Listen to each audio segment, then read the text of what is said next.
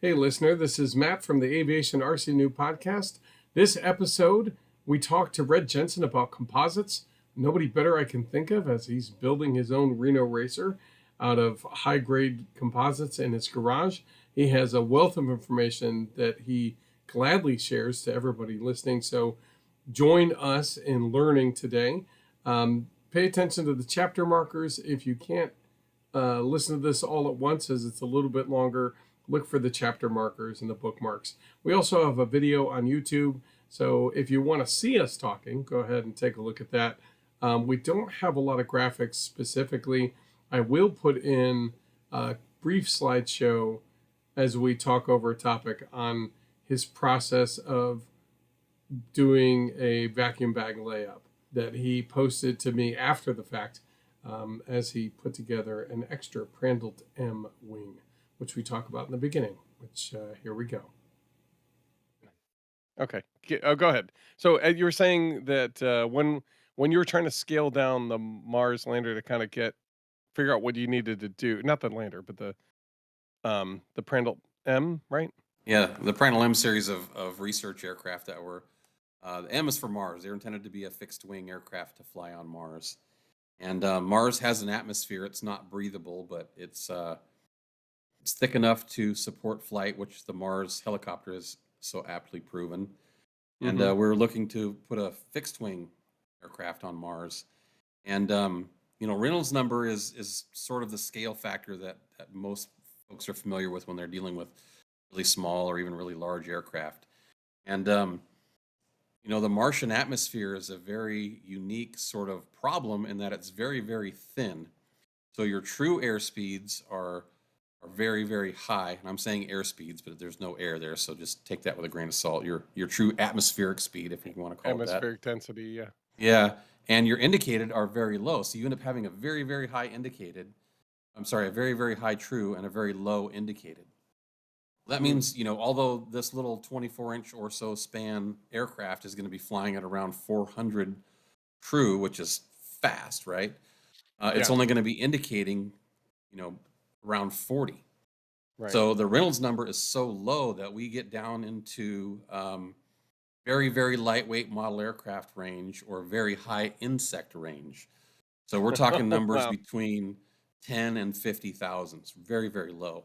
So it was an interesting design trade-off to try to figure out how to make that work. And in the end, we ultimately think we did, but we haven't put the aircraft on Mars, so we don't know. But I just thought that was an interesting aside that people might not readily think about those sorts of things. Right. Yeah. No, and that's critical because you have to be able to understand how the scaling or atmospheric effects really change your model and how it performs, so you're not going to be surprised when it does go where it's supposed to go. Yeah, and they what I think most people don't realize is that true and indicated are normally reasonably close, not an order of magnitude like 40 indicated and 400 true. That's way off the charts. So right. Very interesting design constraint. Yeah, I can imagine. That's so cool. That is so cool. And that's not even what we're here to talk about. It's an airplane. It's fair game. Yeah, it is. I love it.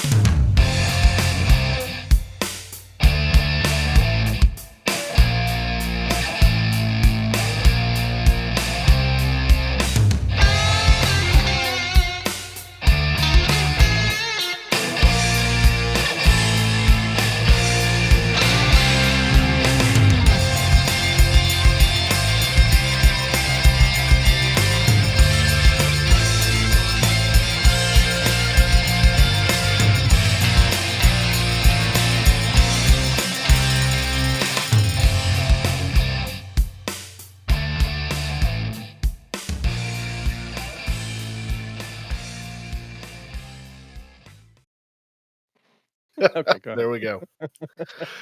Oh man, good evening, everybody. Welcome back to the Aviationrcnoob podcast. My name is Joe, and I'm Matt, and we're here with Brian Phillips. If you've listened, you've heard him before. He's going to join us in our conversation with our special guest, Red Jensen. Red, welcome. Hey guys, good to see you again. Thank you for having me. Yeah, I'm glad to have you here. You back. Right. And Brian, thanks for joining us again to help us talk out another topic that we know nothing about and we'd like to know more about. Right. Glad to be here, and I'm excited to get to know Red a little bit. Yeah. This is going to be fun. Yeah, exactly. Awesome. So, so we're here. I'm okay. I'm going to introduce Red. He's going to get a little embarrassed, and he's going to say, "Oh my God, the title is ridiculous." But it's a title that he has earned quite well and quite thoroughly because he is. Let's see, Red Jensen. If you do not know him, you can go back to our episode. I think 24 and 25. We talk about. I don't remember what we talked about. We talk forever because he's great to Stuff. talk to. Airplanes. What's that? Yeah, we talked about Talk about airplanes. airplanes. We talked about the Prandtl wing. We talked about, geez, I don't know, a bunch of different things. But our special guest is Robert, but he goes by Red Jensen, who is a Class 1, Class 2, and again, if it's changed, because it probably has, SUAS Chief Pilot, Master UAS Technician, and the Model Lab Operations Engineer, probably increase that title a little bit more, at the Dale Reed Subscale Flight Research Lab at NASA's Armstrong Flight Research Center at Edwards Air Force Base in Edwards, California. He is also, and probably more importantly, that's part of why we are talking to him today. He is the designer and builder of the Impulse Aero F1 Reno Racer. He is in process of putting together probably some of the finishing touches, maybe. I don't know, some of the guts Still of the building. aircraft. But he's done I mean, if you follow, he's got a YouTube channel to kind of highlight what the process is and maybe demystify it a little bit because everybody hears composites and they go, oh, that's crazy. I can't believe it. But he has got plenty of experience. He goes through his entire process of building this I'll call it world-class Reno Racer. And it is really incredible to watch. So I want to say a big thank you for being dedicated enough to put that together. I know some of that helps with maybe documenting the experimental class requirements or something like that, but more importantly for the rest of us who are excited about aviation and want to peek into the world of how you put a racer together, it is really exciting to see you put this together and what it takes. It's really wild. So thank you. Well, thank you. And the whole reason I do it is born out of one, the lack of that sort of stuff that I'd want to watch on YouTube when I'm being lazy on the couch and flipping through channels, and I'm looking for airplane stuff. And there is a little bit of it, but you really got to know where to look. Mike Patey does a great job of sharing that infectious enthusiasm, and what I'm doing is on a different level. I learned how to do composites because of model airplanes. I've been a lifelong aero modeler. And building my full scale airplane that I'm going to put my behind in, it's not too far of a stretch to say it's just a big model airplane. A lot of the same techniques that I've learned over the years go directly into this, especially efficient structures and not overbuilding something. Mm-hmm. So what do you mean by that? You mean creating them so they're overweight, or? Yes. Okay. It's very, very easy to not do any engineering with composites, and it works just fine. But when you're building something that is in a competitive environment, you need to have a competitive advantage. So I'm using primarily carbon fiber, but not because it looks cool when you clear coat it, right? I'm using it because it is the most efficient structure for the job that I'm trying to do. So I'm designing to the minimums as far as material gauge and strength, but with enough safety margin that obviously I'm going to be safe, right? Right. Yeah. So that's really what it's all about. And I learned how to not use too much glue, and I learned how to paint the mold before you lay up a part. Again, all because of model airplanes. So these are all techniques that are maybe foreign to some people, I suppose. But if you're a model airplane guy and you've been doing model airplanes for any length of time on a very serious level, you'll at least be familiar with fiberglass and resin and things like that. So again, my channel, I go into pretty big detail of how and why I do things. I stop short of giving any engineering real numbers to go with it, because I don't want to be liable. But other than that, I'll tell you anything you want to know. Right. Yeah, I can't remember. Did you ever? Well, that'll be. I don't know, I'm not too terribly worried, but I'm wondering because I can't remember. It might have been one of your earlier videos where as you build it, you kind of talk about some of the products but I know you're not. You're like, I'm not here to shill a product. I'm not here to tell you what's the best. I use this. It works for Yes. me. But Yes. boy, and this one isn't the cheapest, but it's worth it hands down for this, and this. But you rarely kind of. I don't remember you going through like, hey, I'm building this airplane, right? And I'm using these products, and this is why I selected the ones I selected, and kind of just run through that. Did you do that, or because I'm You always kind know, of curious why people choose. We talked earlier about the Arnold company's videos, and yes. they talk Yeah. about the different Huge resins you inspiration. can choose from. Yeah. Yes. Oh, they're beautiful to watch.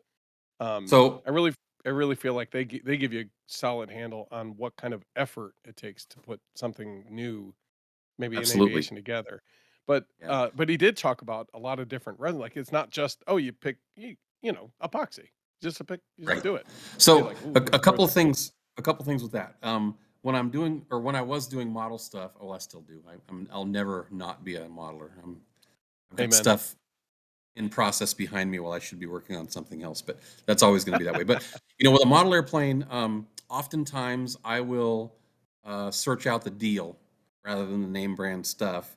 If that means I have to put a little more labor into it or be a little more patient with cure time or something like that, that's fine. Hmm. With my full scale project, I, especially materials I'm building with, I go for something that I can get engineering data on, that has a reputable data sheet that I can do, the proper analysis on to see if it's going to Yeah. do the job or not. I see Brian nodding his head because he knows exactly what I'm talking about. So when your butt's in it, it's different.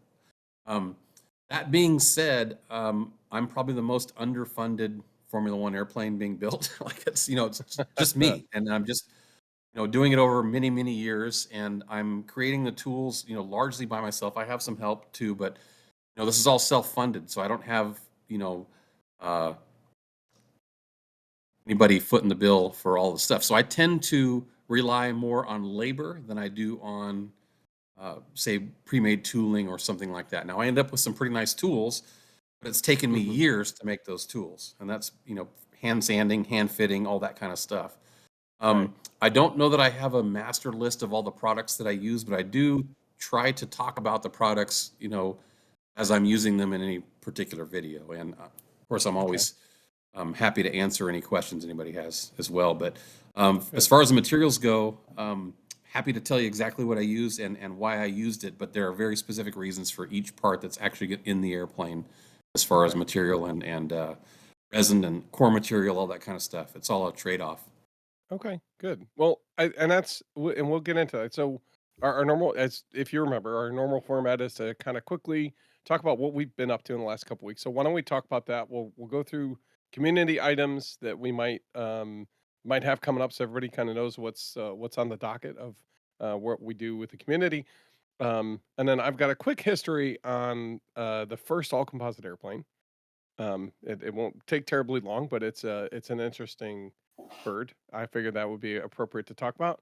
And then we'll get into the topic at large and really get into it. So Red, I don't know. Let's start with you. If you've what have you been up to in the last couple weeks? I know that you put out a video about your progress on the Impulse. Been working on Impulse on and off. That's where my heart lies. I keep going back to that, but I'm an aero modeler at heart, and I grew up flying sailplanes, so I fly everything, but sailplanes really hold a very special place for me and my interest. I'm uh, actually proud to announce that I'm a test pilot for a company called Welcome Composites, and they are a high-end model sailplane manufacturer. They make all molded sailplanes. So I've just recently gotten the first two offerings from them. Put those together over the last couple of months. Again, my YouTube channel has some video, and you'll find a Is that strange mix of stuff there. It's is that full full scale scale, or cars. Sorry, is that full scale or is model. it RC? It's It's all model. RC. Yeah, Okay. it's model. No. We're in both worlds. We're dipping our toes in both sides of this Sorry, fence. it's the They're same all for me. They all fly. aviation. No, I know. But I'm wondering, if you're being a test pilot for a glider, you have some great I'm not that gliding brave. spots out your way. But I Yeah, we was do. just kind of curious. You do have a pilot's license. It's quite possible. So I Yes. figured I'd ask. Yeah. So I've been, I've gone back to my roots. I've never left it, but sailplanes occupy Yeah. probably 2/3 or more of my hangar. I got you. So that's what I've been playing with recently. I found them to be an unlikely joy. I wasn't expecting It's that. for me, it is the epitome of aero design and efficiency, right? There's no motor, so everything that is on a sailplane has to be there and nothing Yeah. more. Right. And you don't tolerate, poor design. Did you? I guess did that inspire a lot of decisions, or that mindset inspire a lot of decisions with Impulse? Well, you're connecting the dots really well. Yes, absolutely. There's a huge amount of sailplane design theory in Impulse. Yeah, for sure.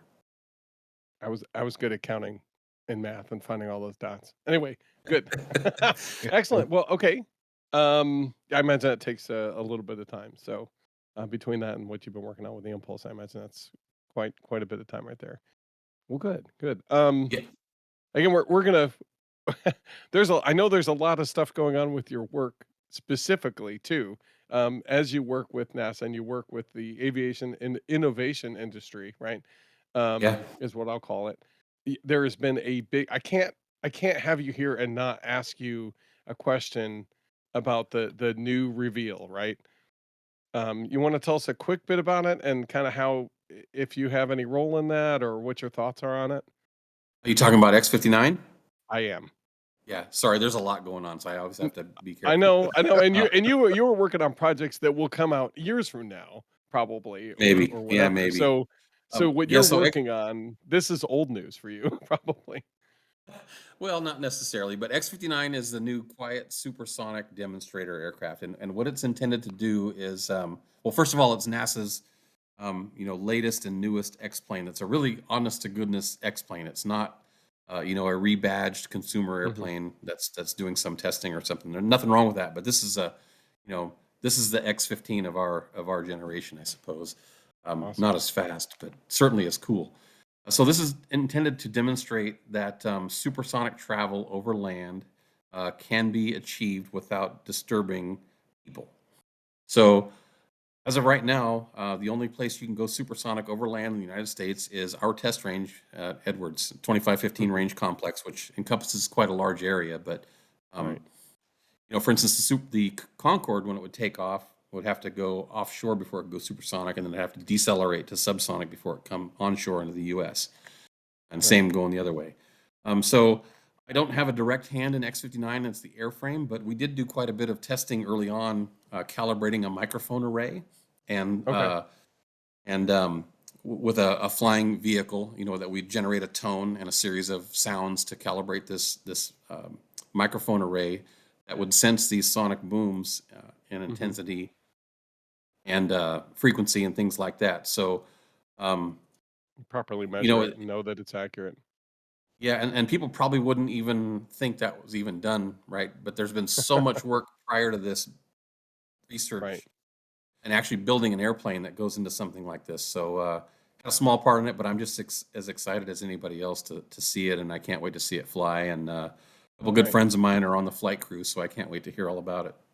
Well, what I've noticed is there's a number of aircraft companies that are, we'll call it, looking forward to having that technology being a backbone of what they provide, which I think is pretty exciting. Again, it's like a new branch of aviation opening up, which it's It a is, new old branch, right? and there is a civilian company called Boom Aerospace, and they're in Mojave, which is 35 minutes away from here. And just 2 weeks ago, I saw their airplane out taxiing around the Mojave airport. So it's very likely that they're going to beat NASA to the punch, having the first civilian supersonic demonstrator. Right? It's not the first supersonic civilian aircraft, obviously, but right. The one that's intended to be quiet. Nice. That's I'm- exciting. I'm going to ask the noob question here because I'm terrible. I hadn't been keeping up with that news. And the X-59 is news to me, and this is really cool. I'm looking at pictures of it, and it's crazy looking. Talk about big noses. Right? I mean, honestly, this looks more like a starfighter craft or something. It's weird. Yeah, it's oddball. Yeah. But is the idea, and I have no idea, like the physics that go on behind, uh, you know, supersonic flight and such. My all time understanding of sonic booms was just essentially the separation and the crashing back together, and then like that leading cone of compressed air. Like those are two explanations I've had of what causes a sonic boom. Again, either the separation of air coming over the wings and it clapping back together, or I guess more accurately, based on things I've seen from like Smarter Every Day and such, is this actual compression cone that comes up, the Mach cone, if you will. So, is some of the design that goes around trying to get out of that sonic boom or not generate it, is that what this sleek, real long, angular? Is it about trying to pierce the air without making this cone, or? Sort of. So what a sonic boom is the faster you go, the air can't get out of the way quick enough, and it creates a shock wave. And when that shock wave lets go, you get the boom, right? The booms are mostly agnostic to size and more directly correlated to shape. So, for instance, something like a space shuttle, you always get usually two sonic booms. You get they're very close together, one from the nose and one from the vertical. Usually, that's not always how it is, but usually. So the sonic booms coming off of a space shuttle would be crack crack, whereas something like a fighter would be crack crack. They're much closer together. So the idea with X-59, as I understand it, and I'm not on the project, so I'm completely talking out of my posterior here, most likely, is that it's long to delay that separation, right, between the two. And they're not trying to get rid of the sonic boom. They're trying to turn it into a sonic thump. So lower the frequency, lower the intensity, make it more palatable to the human ear, not necessarily cheat the wind in some way that you're making some efficiency increases. That's not really what it's about. It's all about you and I not being upset when it flies over at 2 a.m. with passengers on board. So they're kind That's of, really what it's all about. we'll call it spreading the force load out, Yeah. Yep. basically. And by doing so, you're not basically shattering windows as you go overhead. And That's exactly obviously right. getting people upset, which is that was the biggest thing when the Concorde was being tested and stuff. They had a swath of windows that were gone because they Yeah, didn't and realize how it was going to affect, right? the other thing that people don't realize too, and why would they realize it? It's not something that people talk about daily, is that sonic booms are directed. In other words, they come off of the airplane in a very specific direction. And you can shape the way the sound shadow or the acoustic shadow is, which is the area that's covered by the sonic wake, if you will, by the shape and the direction of the vehicle. So very early on when we were trying to gather funding for this, they were doing some demonstration flights with an F-15. A very large airplane. It will easily go twice supersonic. Right. And, we're gathered out on the lake bed and they'll fly over at some altitude, 30,000 feet or whatever it is, go supersonic, and you hear it very distinctly. It's a crack. And then the pilot will reset, go up higher, and then come straight down right at us at the same altitude and the same airspeed. And the sound is absolutely ear-shatteringly intense. It's like amazing how much different it is when the two relative booms, the thing creating the boom is in the exact same space and the exact same condition to create both booms, but the way that it's pointed changes drastically how that sound is perceived on the ground. So a lot of that shape you see is not necessarily, again, to make it more efficient or slip through the air any more cleanly. It's to direct the noise in such a way that it won't be offensive, as offensive. Right. Except for If you those will. folks in space who are hearing it. Yeah, well, there's no air in space, right? So the sound's not going to go very far. Yeah, Well, what do you think the midichlorians are for? That's right. And the other interesting thing is you asked about what we've been working on. And sorry, I'm rambling again, but That's okay. there is Oh, some please. upcoming work where we're using an off-the-shelf multi-rotor, very large multi-rotor, but off-the-shelf nonetheless. And we're carrying not only a high-fidelity camera, but also a LiDAR. And what our job is going to be is to map the airports where this X-59 is going to operate around the country and eventually possibly around the world. Because if you look at that airplane, the nose gear is about 40 feet behind the nose of the airplane. Right. So Mhm. when you're taxiing, there's this giant schnoz that sticks out I in didn't even front. think about that. Right. Neither did they. So, You sure it's we're not gonna gonna fly like around.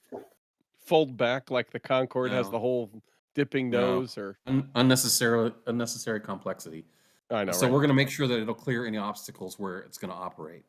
Um, so that'll be interesting. I'm looking forward to doing that, and we are uniquely suited to do that because they were going to hire a helicopter and do that whole thing, and I can That's a show up lot with cheaper. a couple of Yeah. suitcases full of stuff, and I can for one or 2 days of their helicopter rental, I can own the system and use it infinitely. Right. Yeah. Just Smarter choices. make sure you've got your RFID or your Yeah. Well, so at Edwards, I don't need it because I'm in restricted airspace, Yeah. but eventually we Yeah. will. But that well, was a joke. going around to different airports, you're gonna have to do something, right? Yeah. Or Well, maybe it'll not. be Just military airports in the oh, beginning. okay, that makes sense. Well, good, awesome. Thank you, Red. Brian, why don't you tell us what you've been up to in the last little bit? Not as much as I would have liked. Been things have been a little busy around my house lately and at work and stuff, but I have and it's a little too cold to do any flying, so a little bit of building here. Working with Windcatcher. We're working on a little profile model Okay, that right. Is that that's your build your way looks nice model to or? I'll probably pull it out of there. I probably won't show it in there, but so we've been working on that one a little bit, and then I've put together a couple of flight test planes over the last couple of days Okay. as well. I got an RV-12 right there that's just needs some servos, Nice. and then it'll be ready to see how well it works. But Excellent. so not too much in the hobby, other than looking at stuff and trying not to spend too much money to get my wife mad at me. Isn't that Right. always a challenge? Yeah, it is always. So it's a balancing act, right? Well, I just get mad at myself when it happens to me. Why did I spend that money? Anyway, yeah, good. Joe, what about you? I What? I'm sorry, Brian. I was just gonna say I completely forgot. I did add a new order a new toy to add to the hobby. What's that? So I've got my 3D printer is a Prusa Mark III that I've been using for years, and it's Okay. been a workhorse for me. I bit the bullet and ordered a Prusa XL, the big Ooh. five head tool changer. So that's gonna be it's gonna be a couple months before it shows up, but that'll be a fun toy to play with. You said 5-head tool changer. Is that like 5 different spools going into it, or is it 5 Yeah. like a laser cutter, a whatever? I don't No, know. it's five different extruders. Okay, excellent. Oh wow. Yeah. Nice. Yeah.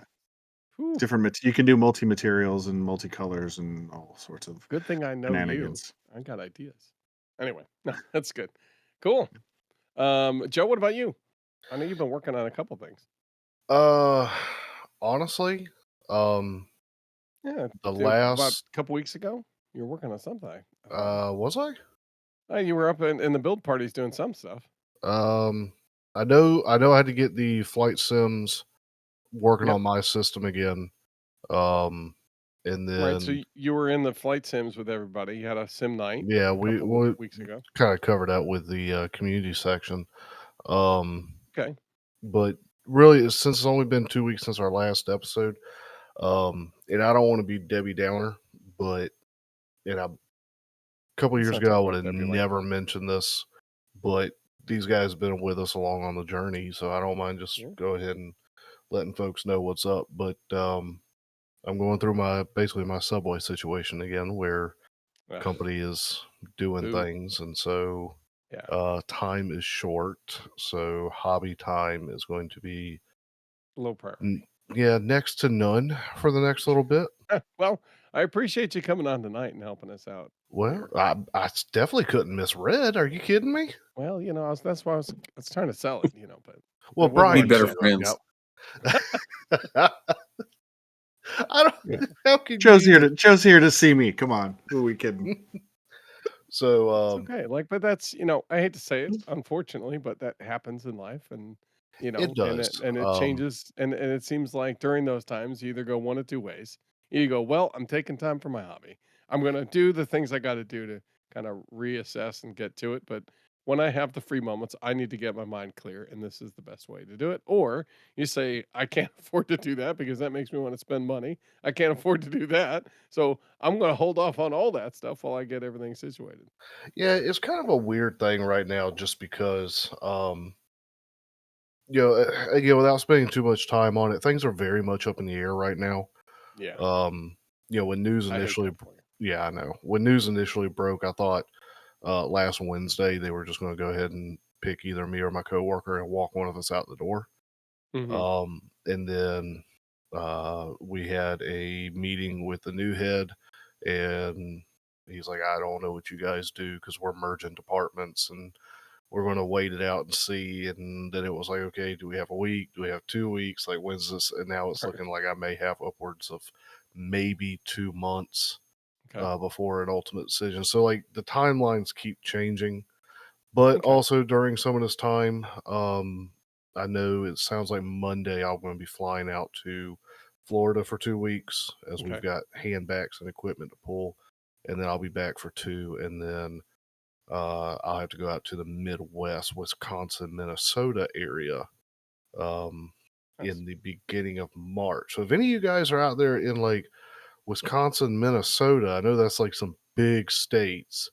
But We're only you know, 8 hours away. It'll be great. yeah, I'll be out in the area, and it'll be a weekend where I think I'm gonna be staying in a hotel out there. So if you're in the area, hit me up, and we'll see if we can't like at least meet up and say hey. We'll send Joe a PM and see if you can get a little bit more details. Meet up with them.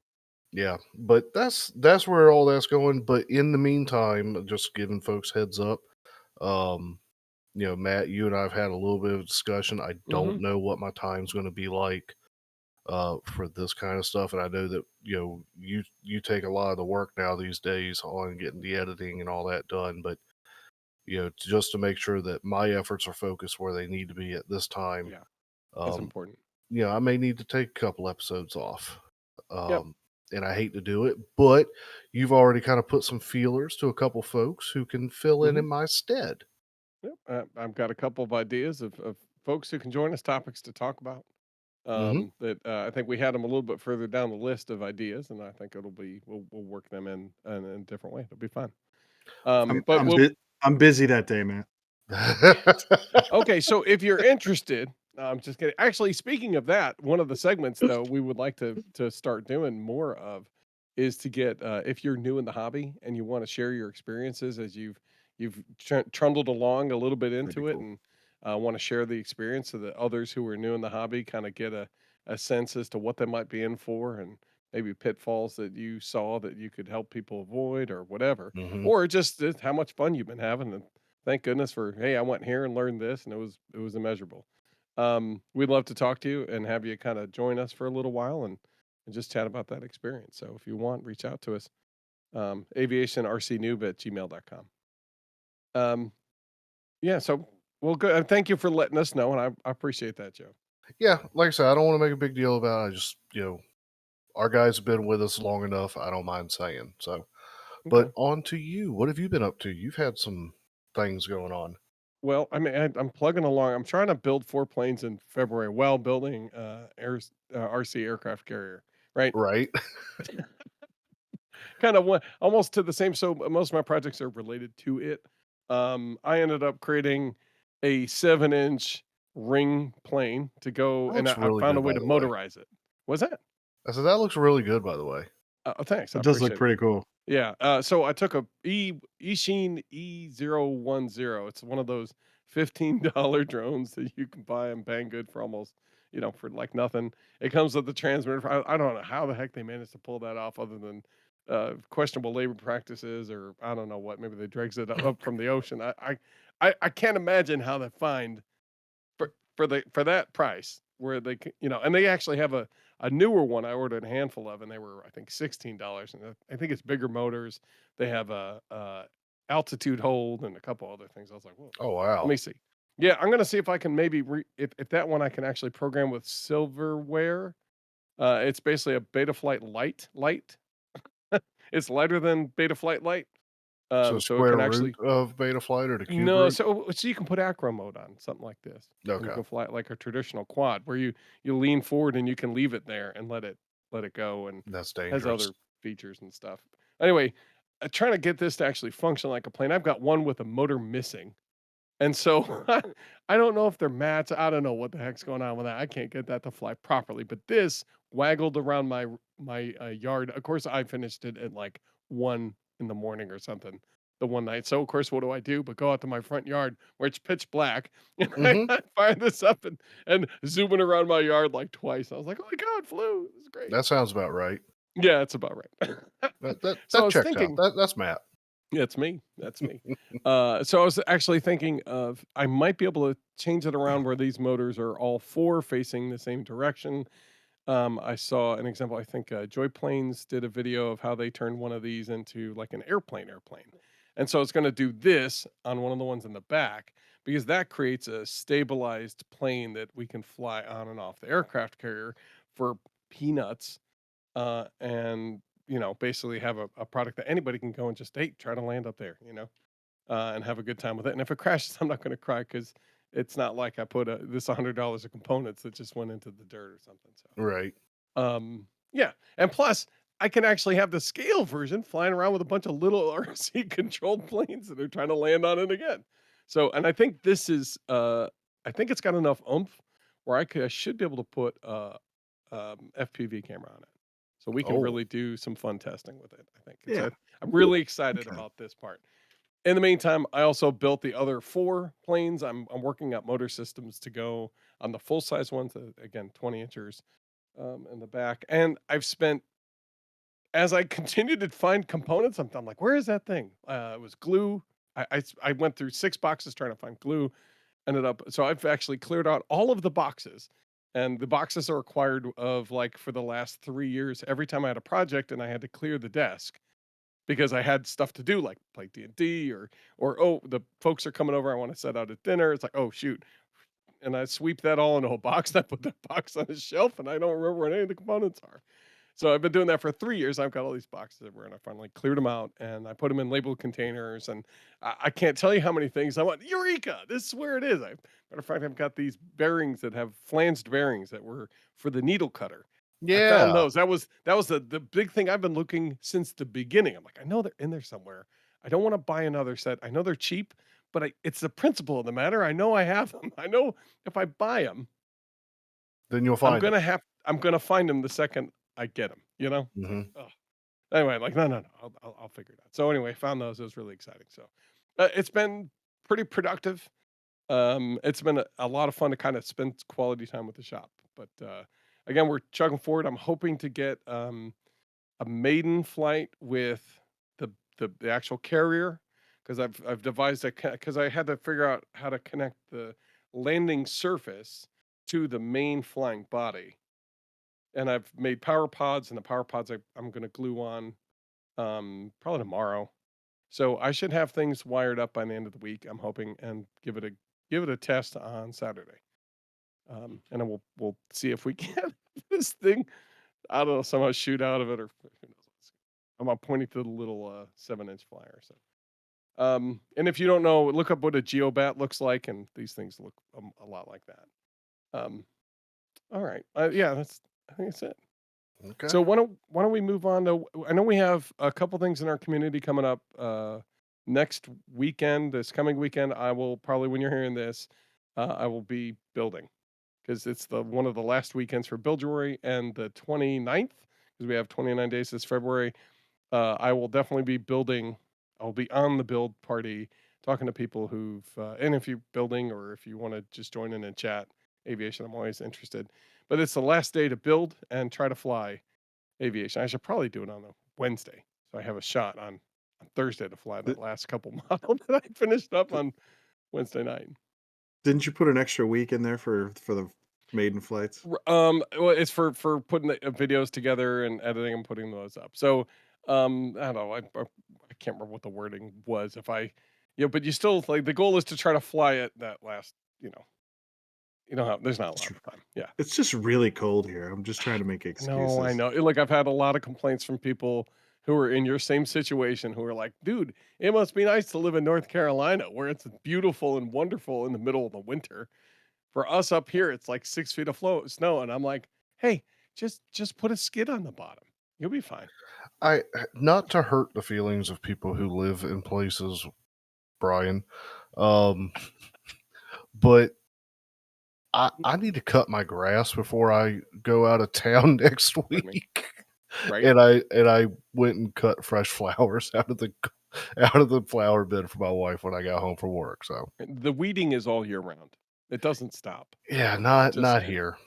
That's Not the here. one drawback. We had about 3 weeks of brown grass, and that was about it. I just want to ask Red if he has grass.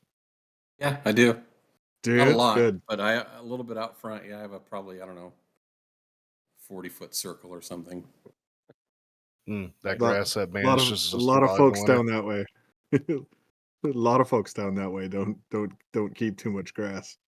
No, I'm about an hour north of LA, so I'm in kind of the high desert. But yeah, it's very dry here, and grass is not that common. Get it.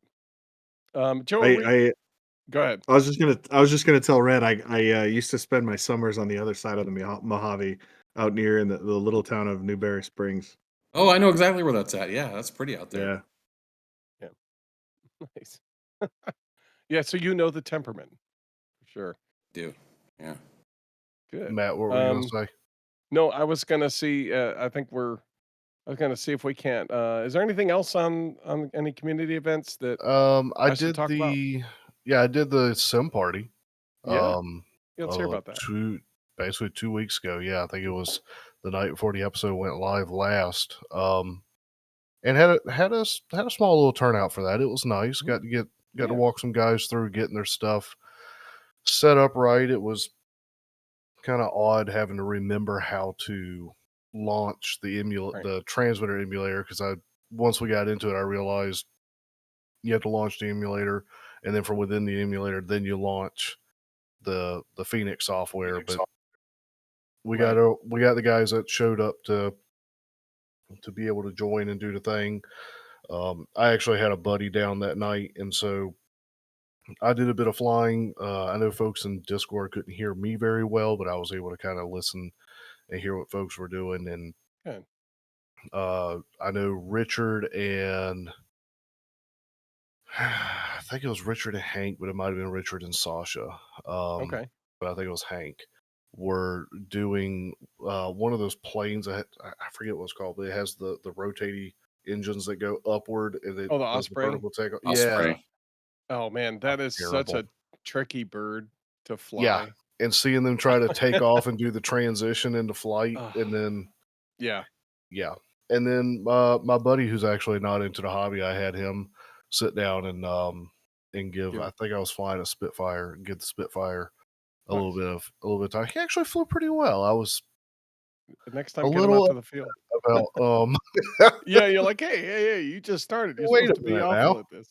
Yeah, I'm just kidding. No, it's great. That's but awesome. I think other than the Bilgewarie stuff, the only other major things I know, we'll have to plan some future build nights for not Bilgewarie related, and then it'll sort of be transitioning into that mad dash heading for Flight Fest. Right? Oh my God! Please don't tell me. I can't even. I'm not ready. Look, I hadn't even started the Giant Wonder. About the time I was like, yeah, it's time. It's about time I start the Giant Wonder, and then kablooey. So yeah, well, you know how that goes. Yeah, I do. Yeah, that's okay. We'll work through it and we'll see what we can do. Right. Or we just show up and have a good time with everybody who's going to be there. So we've already bought our tickets and the campground spot. I can't remember what the numbers are. They're kind of out where we were last time. We'll have a flag. We'll put it up. You'll be able to find us. We probably won't be there, so go to the local build tent. That's probably where we'll be. To be honest, I think we were there last time almost the entire time. So I won't be surprised if we do something similar. Or look for a giant aircraft carrier flying around like at a slow tooling around the sky speed, and that'll be us. So and old Fogey's going to outrun that thing. I don't know.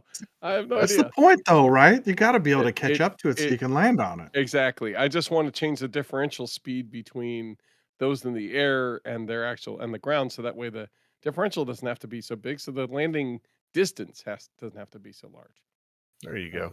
They can stop in a shorter field, because I'm not looking to put 100-foot long length up there. I can't. I don't know how the heck I'm going to fit that in the Yeah, trailer. I guess. I don't There's know, man. logistics. It'll be fine. We'll be fine. It'll be great.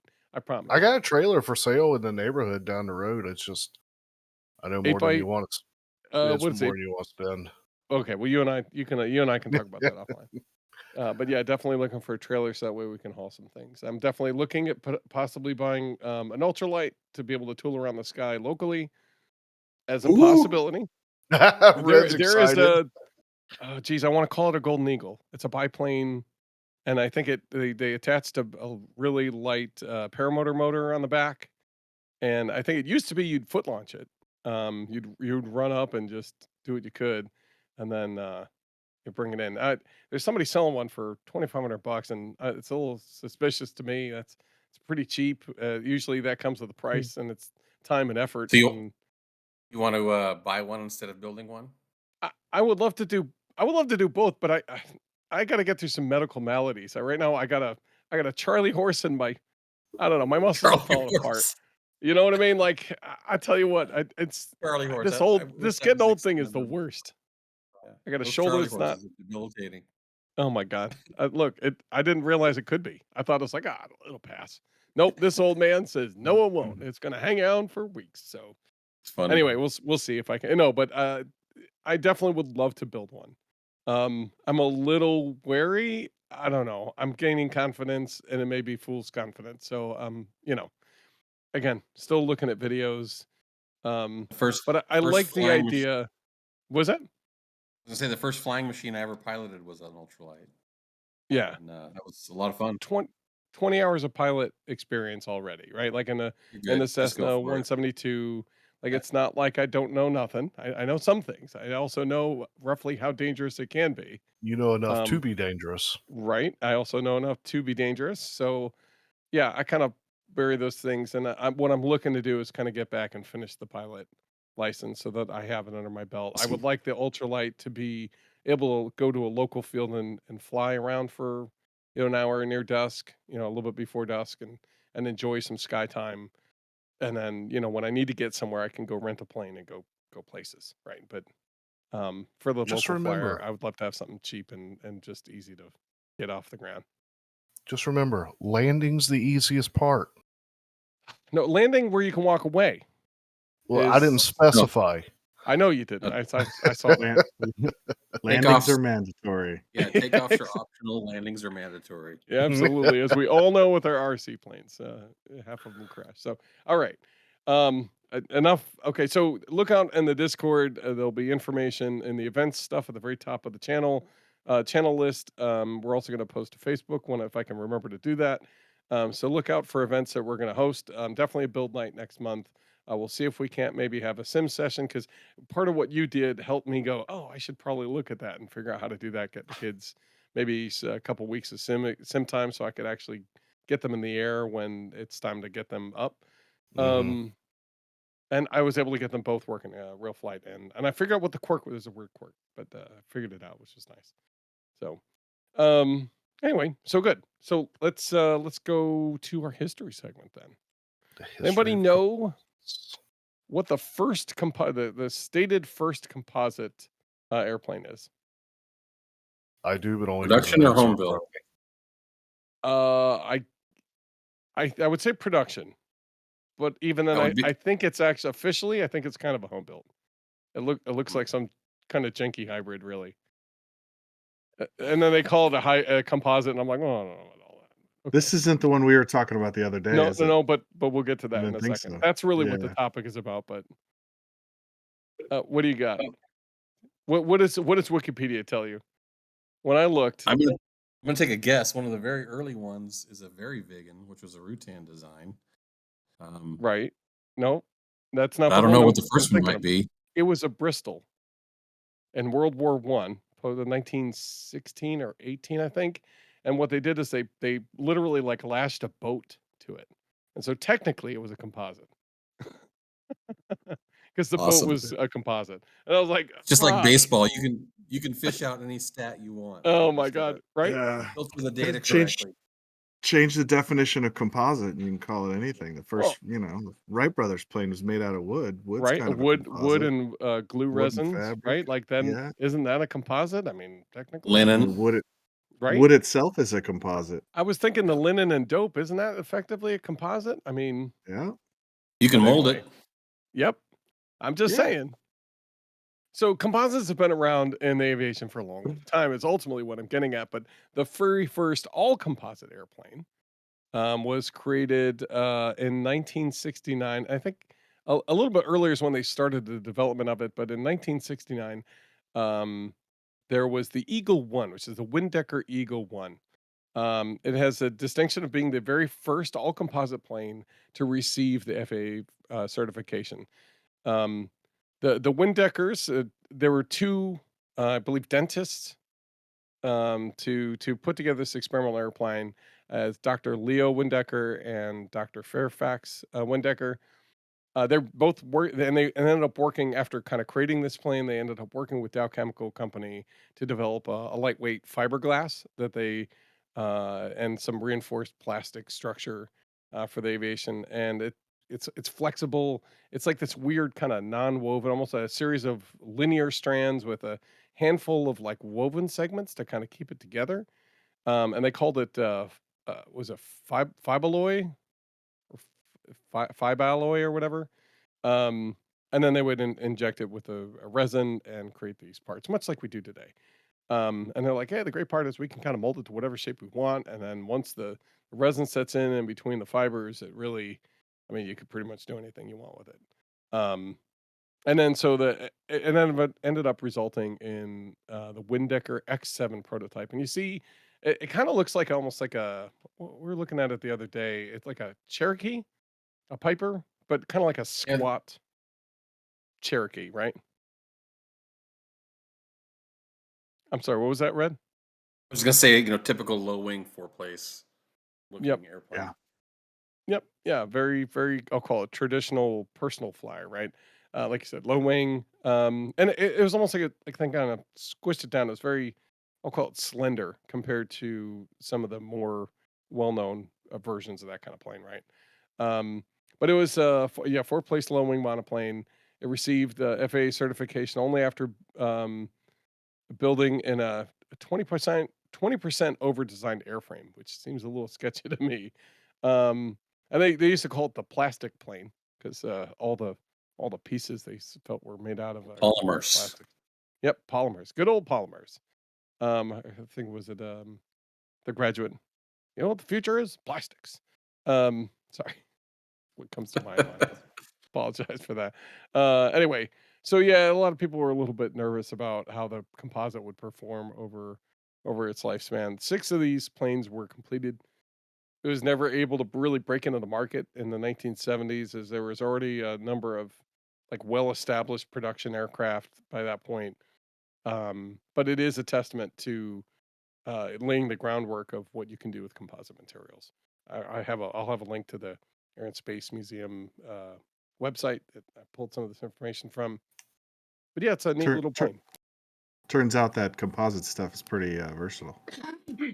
Yeah, There so is. that was Yeah. that was part of what they talked about is that they could mold it in any shape and form they wanted, and they could lay as many layers as they felt they needed to get what they were looking for. And then it didn't really talk a lot about, did they put it on some sort of foam core or like how they molded it or any about how they put it together. But there's a number of videos. I'll have another link, not just to this thing, but there's a video that I'll share a link to, and it's kind of a more robust version of their kind of promotional video, maybe about what makes their product so great. So let's see. Does it say what type of fiber orientation, like if it's a random like chop strand, No, or if it's a woven fabric base? yeah. So if you look at the, if you look in the video, the Texas Archive video, texasarchive.org, and it's anyway, they kind of show this steel. It's like a series of monodirectional strand, but it's occasionally either woven or it's somehow maybe glued to a horizontal piece to kind of keep them in line. Make sure and they're spaced. It looks like about 6 inches apart. So otherwise they're monostrand. They almost look like an unwoven fabric. It's Interesting. called unidirectional fibers usually. Mm-hmm. Yeah, it's unidirectional. So I guess you lay them down in the direction you need the strength and keep doing it until you got what you want. Obviously they were trying to develop this with the Dow Industries, and it looks like I'm sure it laid the groundwork for making a lot of what we use today. Because obviously planes are mostly there's a lot of planes that are um, designed with these methods nowadays, right? They use PrePreg and all that kind of stuff where they kind of take it. It seems like the common understanding is that if you're going to use a certain amount of carbon fiber, you might as well use aluminum. It seems like it's almost an even trade-off depending on what you're aiming for. Obviously, if you're looking for, um, we'll call pushing the edge of this is my safety margin.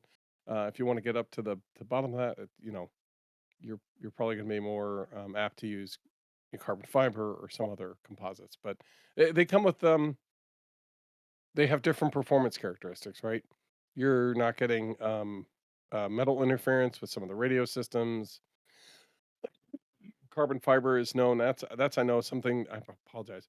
I know that's something that Brian, you've mentioned before, and that we noticed with RC is like you can't just bury your if you make an all fiberglass composite airplane, you can't just bury your radio system in it. You have to make sure that the radio system is pushing out past the carbon fiber, and that it's in a spot where it's not going to get interfered with by any other part of the plane while it's flying. This Right? will be a dumb question, but does carbon fiber actually interfere with radio equipment? It absolutely does. It shields it. Yeah. And it's electrically conductive. Yeah. Right. When you want it to be, and it's not when you don't want it. It's not easy to work with in that. It's fiberglass caused me a lot of heartache. Yeah. Right. What was that, Red? Fiberglass and Kevlar are mostly RF transparent in the frequencies that we're used to, but carbon is a great insulator. Yeah. Interesting. Makes it tough to have radio controlled craft. Or does it interfere with GPS? Yes. Yep. Okay. So all the things. Absolutely. It's like that's something I've been having work on at work. It drives me crazy. Right. Yes. Right. So so you can see there's a trade-off, right? It's a very real integration problem in the aerospace world, because typically if you're building a carbon fiber, let's just say you're building a carbon fiber airplane, well, you're doing that because you got this very sleek shape, or you this very complex shape that you want to achieve, right? That's not easily replicated in metal, and then you got to put antennas on it. Well, you don't want antennas sticking out because you've got this sleek shape. The whole idea of having the sleek shape is not to have all these protuberances, but then you got to go hang antennas on the outside. So that you can talk to it in whatever form, GPS, comm, whatever it might be. And Brian's nodding his head. He knows exactly what I'm talking about. It's like you build this beautiful thing and then you put a Band-Aid on it. I mean, are you? Is it? I know structurally, discontinuous systems are trouble, right? So, but is it reasonable to say, hey, this pocket here is going to house what GPS, let's say, and that GPS needs to basically be transparent facing upward. Let me make a panel that's Kevlar, right, and integrate that with a carbon fiber. The carbon fiber stops at a window, and then you use the other fabric basically to continue the stuff. And maybe it's not as strong in that zone, but you design for it, and then that way you've got transparent material around it where you need, but you maintain we'll call it the sleek. You ever hear of a radome? Mm-hmm. The nose that house like weather radar in aircraft have they call it RF transparent radome, which is it lets the RF in and out through these fibers. Now, one misconception is that fiberglass is weaker than carbon fiber. That's not necessarily true. It depends on how much fiberglass and how much carbon fiber, right? So you can have equivalent strengths with different materials. Just a matter of the weight and the cost trade-off. So Right. again, Brian's Like nodding his head. aluminum 'cause and he- yeah, well, yeah, aluminum and steel. I mean, they're vast differences, right? But as far yes, as weight versus, but when you yeah, get down to it, like if you can have a lot of aluminum that will match to a certain point the strength of steel. You just that's right. there's other properties that you have to worry about. You're going to get a different, but to get the same amount, you're going to have to anyway. Yeah, in But yeah, engineering, I get it.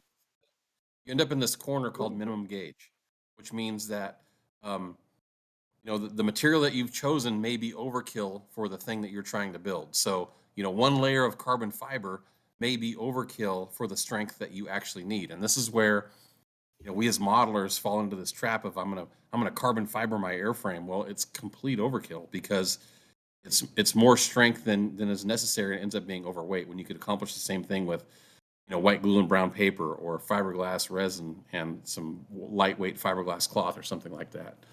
Right. The other trap with composites that people fall into is they treat it like black aluminum. In other words, they try to fasten it together with mechanical fastener. Brian's laughing again. He knows exactly what I'm talking about. They build these beautiful composite sandwich structures and then they try to bolt them together, which is completely contrarian to the way a composite No. structure should be designed. They're typically a Right. monocoque, which means it's an eggshell. The strength comes from the Right. shape of the thing, right? You take two panels and you run holes through it and then drill through it, you completely defeated the purpose. And Yeah. that's where the efficiency of the structure dominates. And if you don't engineer it properly, you're just spinning your wheels. You're not going anywhere. Right. Yep. Yeah. Yep. Very interesting. Well, let me finish up with the specs on the plane, and then we can talk Okay, about sorry, composites sidetrack. proper. No, that's No, okay. We're jumping ahead. We're This is jumping ahead. It's no, no, no. exciting We're stuff. right on track. I mean, it's on topic, and it's really interesting because when you look at this plane, you will notice it's like they pulled it out of one single sheet of fiberglass or whatever, right? Or whatever this fiberloy is, right? Monolithic. Yep, it looks yeah, exactly. We've got a picture that we kind of put in there. So I've the got it pulled wingspan up. on this thing is 32 feet. It's 28 and a half feet long. So I mean that's a traditional personal aircraft, right? More or less. It's about 9.5 feet tall. Its weight empty is 2,150 pounds, and its gross weight is 3,400, which is pretty typical. Usually there's like a 1,200 or 1,250 pound kind of window for fuel and people. They assume kind of 250 pounds per person or 200 per person, and 50 pounds for luggage, and then uh, depending on where you're at, how much fuel you need, how much fuel storage you have. You're allowing 150 pounds or to 60 pounds of that, right? So that's pretty typical of a personal four-seater aircraft. The engine on that was a Continental IO. Is that IO or 10? That's IO. It's Can't IO. remember. That's injected opposed. Yep. Okay. Thank you. IO 520C is what they use to power that. There's not a whole lot more about it. Again, it's a very limited run. They're hoping to do more with it, but it didn't pan out. So, but it did bring the world of composites, and of course that pulled into, we'll call it the Rattan era, where Rattan said, "Man, we can do anything with this," and they really showed people the really incredible things. Not just that you can do with this design construction method, and that anybody could do it, but that you can that aviation wasn't as limited in form and shape as everybody kind of formerly thought it was. And he said, "No, you can do all sorts of silly things with this." And he went and showed people. With if you look at any of the Burt Rutan designs, I'm sure half of those look like. What do you mean you say you can't do that? Now let me show you. Is what it feels like half of those designs were. So I urge you to go take a look if you don't know about Burt Rutan. Go look him up. It's really interesting. He kind of I'll call him. He is the one of the forefathers of composite aviation, and that he really kind of brought it and highlighted what it can do.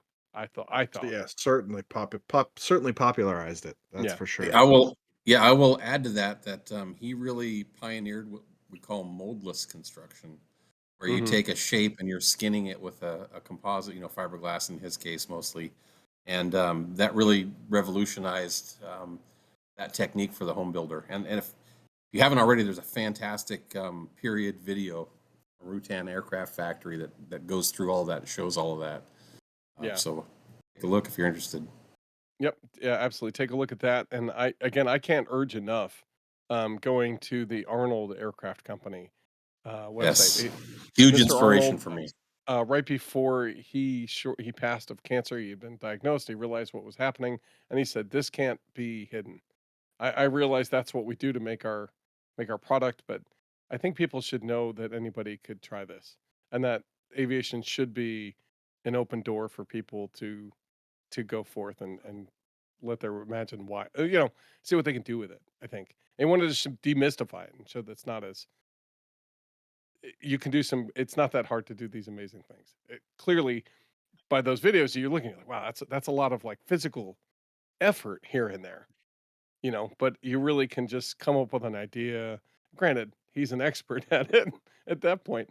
Look what you end up with, right? Right. That's the beauty. Yeah.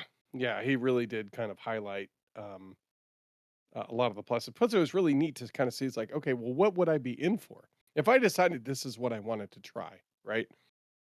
What am I in for? And you look through the whole thing, you're like, okay. And you can look and say, okay, that's not for me. Or, yeah, I think I could do that. It's worth giving a try. Let me build a tail, build a whatever, and see how that goes. Or in our case, let's build an RC airplane and see how helpful or good that is, right? Because if you do it and go, wow, this was easy and fun, then maybe that's for you, right? Maybe that's a window into full scale aviation if you're on that path. Or if you're just like, wow, I can do more things with my airplanes. I've got these concepts I want to turn into RC airplanes. I can use this method here and do different things with it because the material behaves differently than most others, right? Rarely are we using our design skills and our build materials as the monocoque, that shell, structure design. Most of the time and with the foam board, that's kind of what we're doing. But for the most part, but most other methods are using more traditional structural methods with a balsa and whatnot. Right. So, Red, why don't you give us, we'll call it the 5-minute introduction, the different types of construction methods.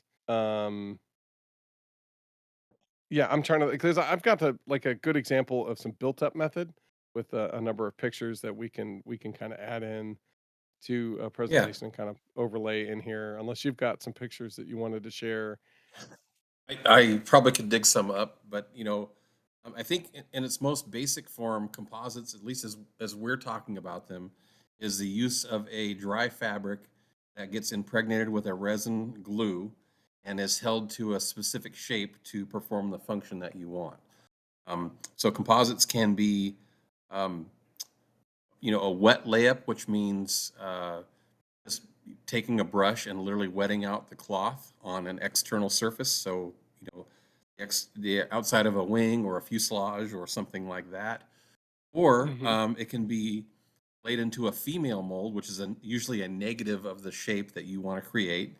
And you can essentially pull out, again, a monocoque type structure where you take this flimsy fabric, but once it gets impregnated with glue and maybe has some reinforcements in key areas, you can pull that out and have a hard, usable shape. A great example of that is in the model airplane world. There are many aircraft out there, mostly kits, some ARFs that are fiberglass fuselage, and you'll look inside them, and they're very sparse on uh, structure, especially in the sailplane Yeah. world. Typically, the fuselage and the vertical are completely hollow. There is no structure except for maybe a post in the rudder to act as a hinge point. So, again, this hollow monocoque shell can become incredibly strong with very little wall thickness and little to no internal structure if done correctly. Nice. You know, in those examples, it's usually just the raw cloth. But in most cases, at least as it relates to aerospace, you're using a sandwich panel which means you have an outer layer, usually a foam core, but that could be a honeycomb core, could be an aluminum core, could be all sorts of things, and then another So inner like a layer. lightweight spacer. Yeah, It it's has enough exactly what it is. structure to hold the shape.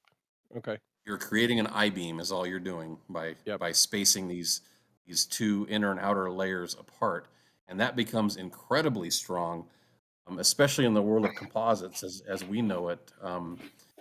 The strength to weight ratio is off the charts. It's insanely strong, to the order of you know you can't engineer an equivalent metallic structure the same way. And the rigidity is worth mentioning as well as a separate separate from strength. Yeah, a fantastic point. So a very poignant point as well. So just before we started this podcast, I'm talking with my structural engineer, and he's just finishing up the engineering data for the wing for my home built project. Now, the rules say I have to have a 6G wing to be legal. In other words, if my airplane with me in it ready to fly weighs 800 pounds, that wing has to be able to support 4,800 pounds roughly. However, I'm not designing my wing for strength. I'm designing my wing for stiffness. When an airplane is flying and the wing flexes, it's like a spring or a shock absorber. It takes energy out of the air and out of the system. The system is the airplane, right? So in a racing application, that's a compliant structure. Compliant structures are slow. Brian is going to know exactly what I'm talking about. So I'm designing my wing to be incredibly stiff at the expense of being overkill in strength. So strength and stiffness are not the same thing, and they mostly are misconstrued that way by a lot of folks. In the world I work in, where they're manufacturing chips on the nanometer scale, Awesome. flexure is critical. We are way under our utility. Oftentimes, most of our designs are for flexure and for stiffness, because we can't have vibrations travel through the building because it will ruin the product, right? So, very similar, but totally different applications. And this is another area where this is probably the area that I think leads to the most misunderstanding and folks thinking there is some black magic associated with composites is how do you properly engineer this? Now, yeah, great, but you know you can grab a machinist handbook. I see this big book and it's like, yeah, but where's the part where it tells me actually what am I getting? Yeah, how many layers I need or whatever, right? That's right. So you can engineer an aluminum or a steel or a metallic structure pretty easily because it's a uniform monolithic substance, right? Right. If you're buying an off-the-shelf alloy of a known quantity, you can bet that it's good for whatever the strength rating it is. Now, composites are entirely dependent on how they're used. You can starve the layup, for instance, not put enough resin in. You can make it resin rich, which is too much resin. You can not bond it properly. So it's really, that's where I think the black magic comes in. It has to be properly engineered. So you really need somebody, if your life is depending on this composite structure, you really need somebody who understands how composites work and can do accurate engineering analyses. Now, when I started this project, my airplane, I knew I could build it strong enough, no question. Right. The problem is it would weigh as much as the Brooklyn Bridge, right? And that's not an efficient structure. So I had to find some people smarter than me to make sure that, was I being safe, which I was reasonably sure, because I can test that. I can try to bend the wing myself and load test it, right? And you've got your 6Gs, That's right. But again, I needed to be efficient with the structure. So the engineering part can be quite daunting for that particular application. Well, yeah, I think for most people, for most applications, if you're really having to get to it and really determine the numbers, not by empirical, like, well, I built it, let's see. It's like, no, I want to predict it and make sure I have it. And then you can test it to see if what you understand is correct. Yeah. Well, one, I don't have the appetite for that kind of cost or timeline. I could certainly do that, but I can't do that. It would never get done, right? I would never be finished with my project. And two, I'm, making as serious attempt as I can at, running with the front of this racing class. So I couldn't afford to not have the most efficient structure that I possibly could. Exactly. Brian, you were going to mention something. It goes right along with what he was saying about the most efficient structure. Something a lot of people don't think about is that it all has to work together as a system. If you have one area where you're not you haven't quite figured it out, but you just, well, I'll overbuild this section. There's a snowball effect, because if I overbuild that section, all I'm doing is transferring the stress. I'm transferring the Right. loading down to the next section, which could then lead to a failure or something like it. You have to work it all the way through the system. So if you overbuild one part, you end up having to overbuild the next part and the next part and the next part and the Right. next And the part. cascade down. So Yeah. it's all about making it all work together as well. You end up with a Yeah. non-flying car because it weighs so much. Well, isn't that almost all of them, with the exception of a small handful? Yeah. So, There have the been a nice few thing- race cars that have flown. Oh my God. It's so not funny. on purpose. I hear, problem, you're that was lifting- another you're thing I lifting saw in the down. news. I'm sorry, what was that, Red? Let's say the race car is trying to lift down. Exactly. Yeah. Keep on. They the get it track. wrong sometimes. Yes. I bet. Look up the Mercedes CLK GTR. Okay, going over I think backwards. Road Atlanta was That's was why a they have the famous one. chicane there now. Yeah. Oh, boy. The nice thing about using, fiberglass or carbon fiber or something like that in models is other than taking a foamy and, completely covering it in carbon fiber, with a little bit of carbon fiber, you can overbuild to a factor of 2 or 3 or maybe even 10 in some cases, and it's not going to be that great of a weight penalty. Right. It's when your stresses get really high that you need to really pay attention to that efficient structure. So model airplane is a perfect example of the fly, break it, fix it, make it a little bit thicker sort of mentality. Well, sure. You can get away with a lot on a model airplane. Yes. Yeah, but if you're like, well, I don't want to do this again. I want to do this once, and I want to do it well. So let's actually think this out. Matter of fact, that's part of what. So why don't we I'll talk tell you about? Go ahead. one real quick thing. The biggest secret there, if you'd want to do it once, don't want to do it again, copy somebody else's design that flies. A known good design.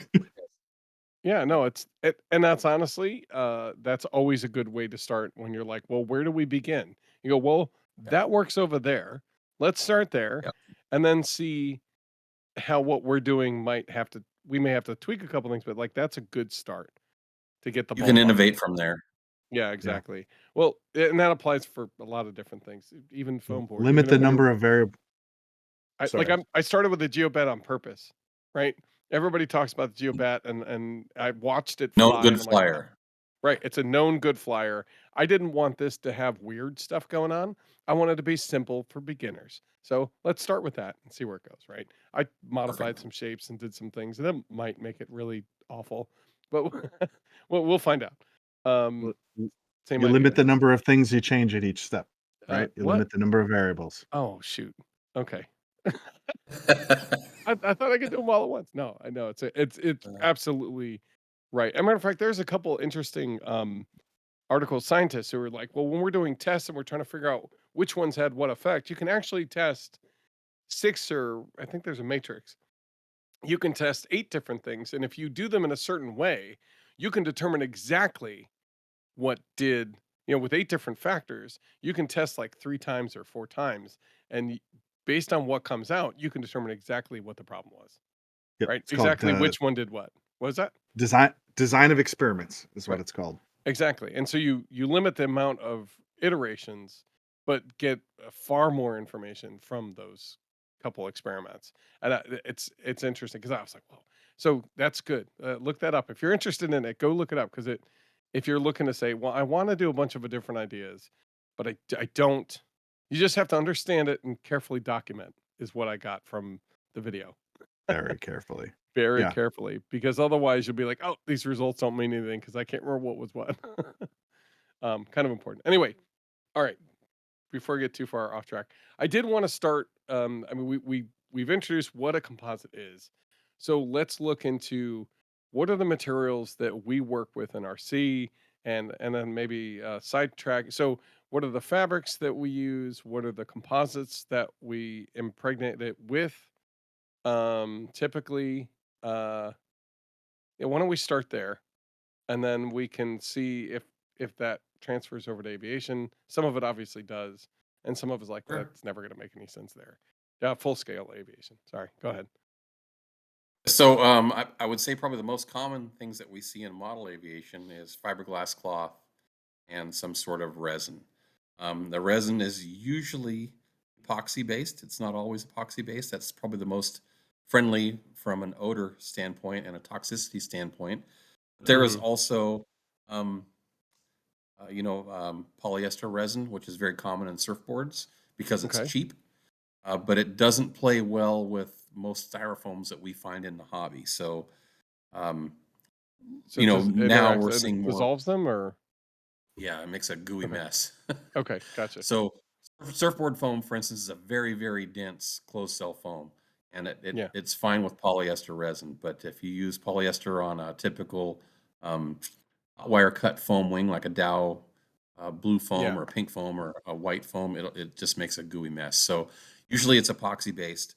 Um, Polyesters typically use an MEK type solution to as a catalyst, which okay. is toxic. It's you get it on your skin, you can inhale it, you get it in your eyes, all that kind of stuff. Whereas Yeah, epoxies are generally there's a pretty lot of benign. warnings on that container.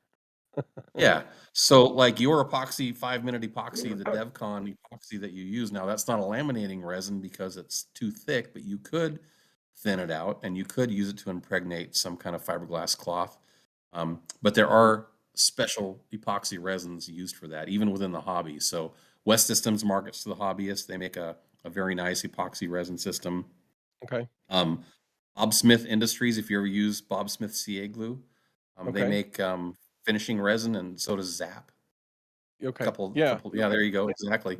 They make a finishing resin. It's just an epoxy glue that's thinner and lets the epoxy wet out more easily. okay, Um, in some cases, you can wet out fiberglass with CA.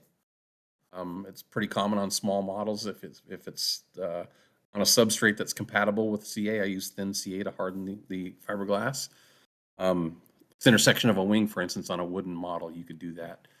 Uh, okay. you can also use things like clear varathane or water-based polyurethane.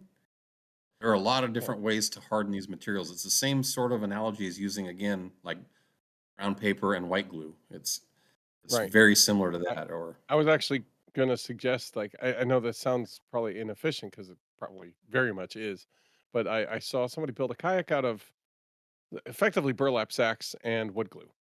The water it's resistant wood glue, and they just put up a it's a couple layers composite of that structure. stuff and Yeah. just and put it Yep. together. And when it all hardened, it's like, well, it's ready to go, and off he Yeah, did. it may not be the most efficient Mhm. use of the volume of material, but you could use a different material to get the same result. But Hmm. I don't think anybody would argue that that's the most expensive way to do it, right? It's probably a very cheap way to do it. And if your goal is to Yeah, simply float your kayak and that's your requirement, then yeah, fantastic.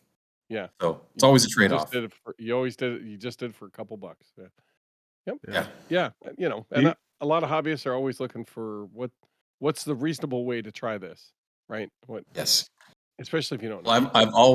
I've always said that even in any engineering problem, if you want it solved the most efficient way possible, you give it to a modeler and or a group of modelers, and eventually they're going to distill it down to the most basic solution and the easiest way to get that same thing done. Yeah. Um, I can point like foam board, right? Foam board has been around since I was a kid. I was doing high school or grade school science fair projects, yeah, with foam board, right? Hmm. And foam board has only really been around the last 15 years or so in the model airplane world, right? It just took a modeler Right. finally to figure out that, hey, we can do something with this. Yeah. to realize that it is structurally very similar uh, to a composite with a foam core. That's a sandwich core composite panel. Yeah. Right. Yeah, and one of the discussions is to put a very light. So, okay, put a very light fiberglass over top and just do a quick skin on it, and then that, like, quadruples the strength and then some. Even Well, though and Red had mentioned using a polyurethane. That actually works nicely to strengthen up foam board. You get a Yep. light fiberglass cloth, and you can use something like a polyacrylic or whatever polyurethane Okay. to strengthen the surface. I think some of the folks, and I've done it on one of them, the Flight Test Sea Ducks. You can Oh, skin the bottom of it to reinforce it a little bit and make it a little more watertight as right. well. Wow, that's a good idea. Didn't really think about it that much. It's pretty neat. Yeah, it's pretty neat. I mean, it's not as great as doing it properly with an epoxy resin, but Right. it's a nice inexpensive solution. Cool. Okay, so what other fabrics? You guys talk about different fabrics, right? And technically, any fibrous piece, right, is effectively useful, right? Yeah. What was that? Yeah. So I would say You've got a there's piece of probably fiberglass up there. Paper, Okay. yeah, it's foam, paper, foam board. It's just paper is the cellulose, lowest. Yeah, paper. that's where you start, right? You start with paper. Okay. Um, Cool. but in the composite world, there are three main fabrics. There's a fiberglass, there's a carbon fiber, which almost everybody is familiar with those two, and then there's a Kevlar. And Okay. Kevlar is a synthetic material that you find in bulletproof vests, for instance. It's very good at abrasion resistance and buckling resistance. Okay. Um, So it's a stiff unlike fabric. car- It's a stiff. it's only stiff once it's molded. It's a fabric that'll drape. I could show you a piece if you wanted to see a piece of it. Yeah, but you know, I mean, The- I've watched it. It's like normal fabric. It'll move around, but once It's a woven fabric. Well, it doesn't have to be. It could be unidirectional too, but it's Okay. mostly a woven fabric. And you'll find Kevlar in the model airplane world, mostly in high performance sailplanes or high performance, molded jets. And it will typically be used in a place where you have antennas, where you need strength and you can't afford the bulk of fiberglass. So Kevlar falls somewhere between fiberglass and carbon fiber as far as stiffness goes, but it's RF transparent. So you'll be able to place Okay. your satellite receivers in a place where it can see through it, but it'll still have the advantages and strength of a composite structure. So you were talking earlier about a window, an RF transparent window. That's Right. exactly what you use Kevlar and fiberglass for. Right. Even though it'll look homogeneous with the surrounding structure, Right. it won't be transparent, but it'll be RF transparent, so it effectively becomes. It'll be RF transparent. Yeah, it'll get Yeah. painted or whatever you would normally treat it. You'd never know it's there. So Okay. I will add that Kevlar is also often more abrasion resistant than either carbon Yeah. fiber or fiberglass. for sure. Okay. So Well, I I think. Go ahead. was gonna say there's one other place that it shows up very prominently in modeling, and it's in a molded airplane. It's usually a hinge of the flying surface. So you will mold in your controls, and it gets scored, and then the Kevlar flexes there. And the Kevlar is so strong that it won't break away, but you basically score it until the resin is gone, and you have a Okay. raw Kevlar, and it gives you a hinge. So that's actually something I'm doing on my airplane. Is it has Kevlar hinges.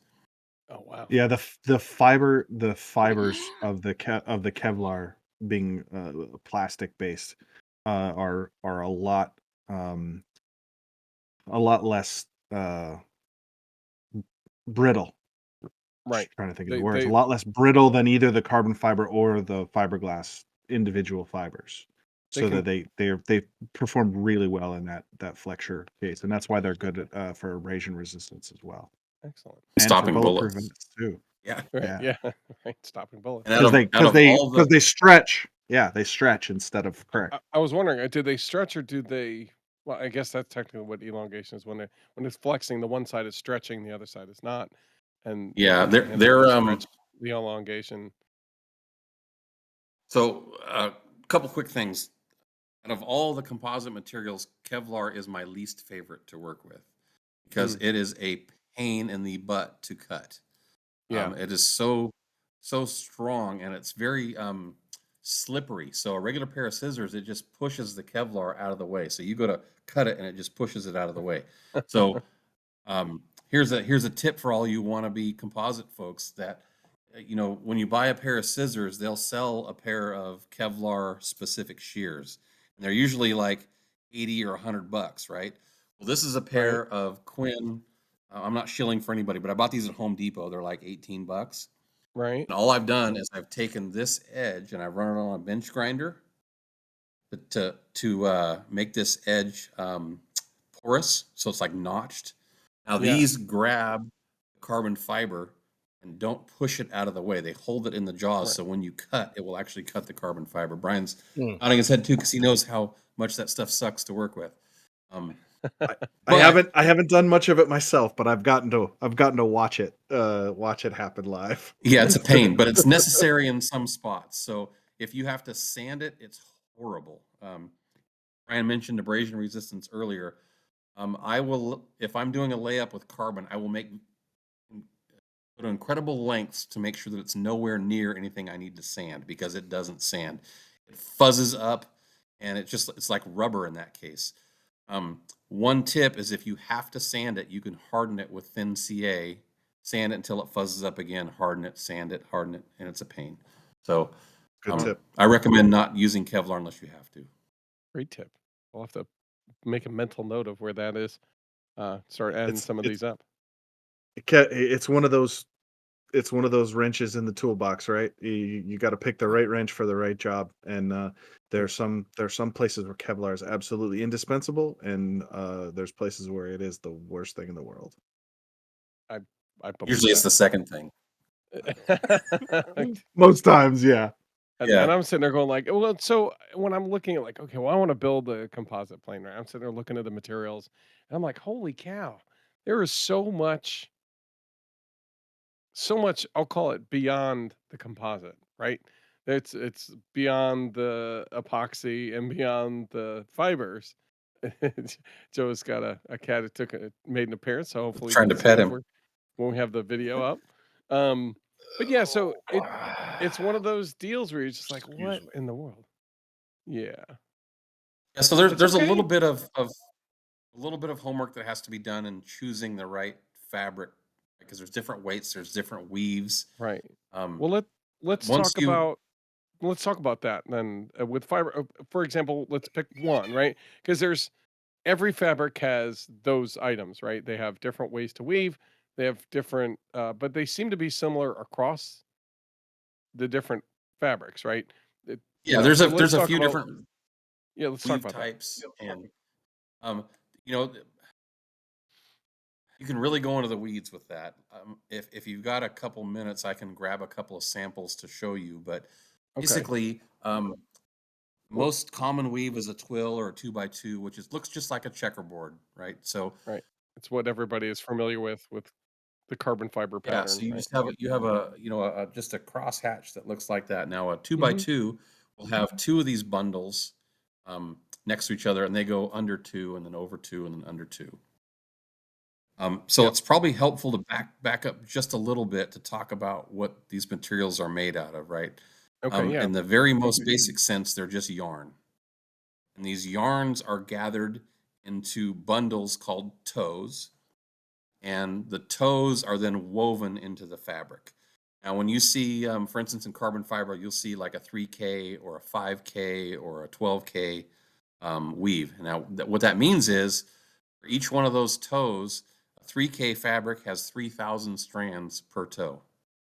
A 12K fabric has 12,000 strands per tow, right? So it's the bulk of the yarn that's woven. Correct. And they're all just string, for lack of a better term. And then they're woven into this fabric. How is that different? And it seems like it's similar with Kevlar. How is that different with carbon fiber? Or not carbon, It's not. fiberglass. I meant... It's not. They typically don't go into tow count with fiberglass, for I don't know why. It's more prevalent in carbon fiber stuff. So because they measure that what, by weight per yard? Weight per square yard, or for yard. Square foot? Or square yard, I'm sorry. I'm thinking volume and not area. But yeah, so typically the fabrics are classified by weight per square yard. Okay. Unless you're buying, from Chinese website, and then you got to do gymnastics to get back to freedom units instead of fortnights per furlong or whatever they're using, right? Right. Sorry, that's my, never mind. There's a bad joke there.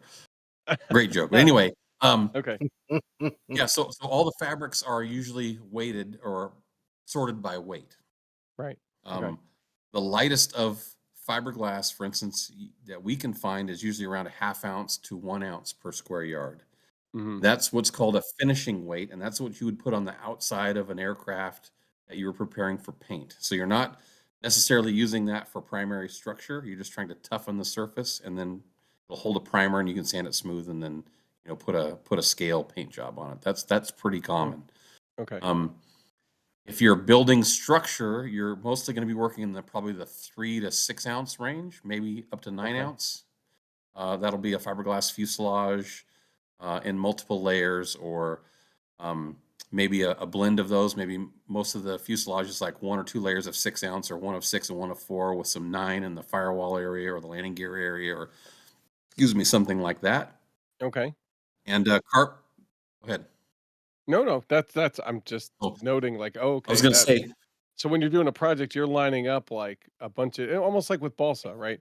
You're really building up with one size of balsa. You're saying, okay, well, that's right. this part of the wing needs 1/16 of an inch. This over here needs a 32nd.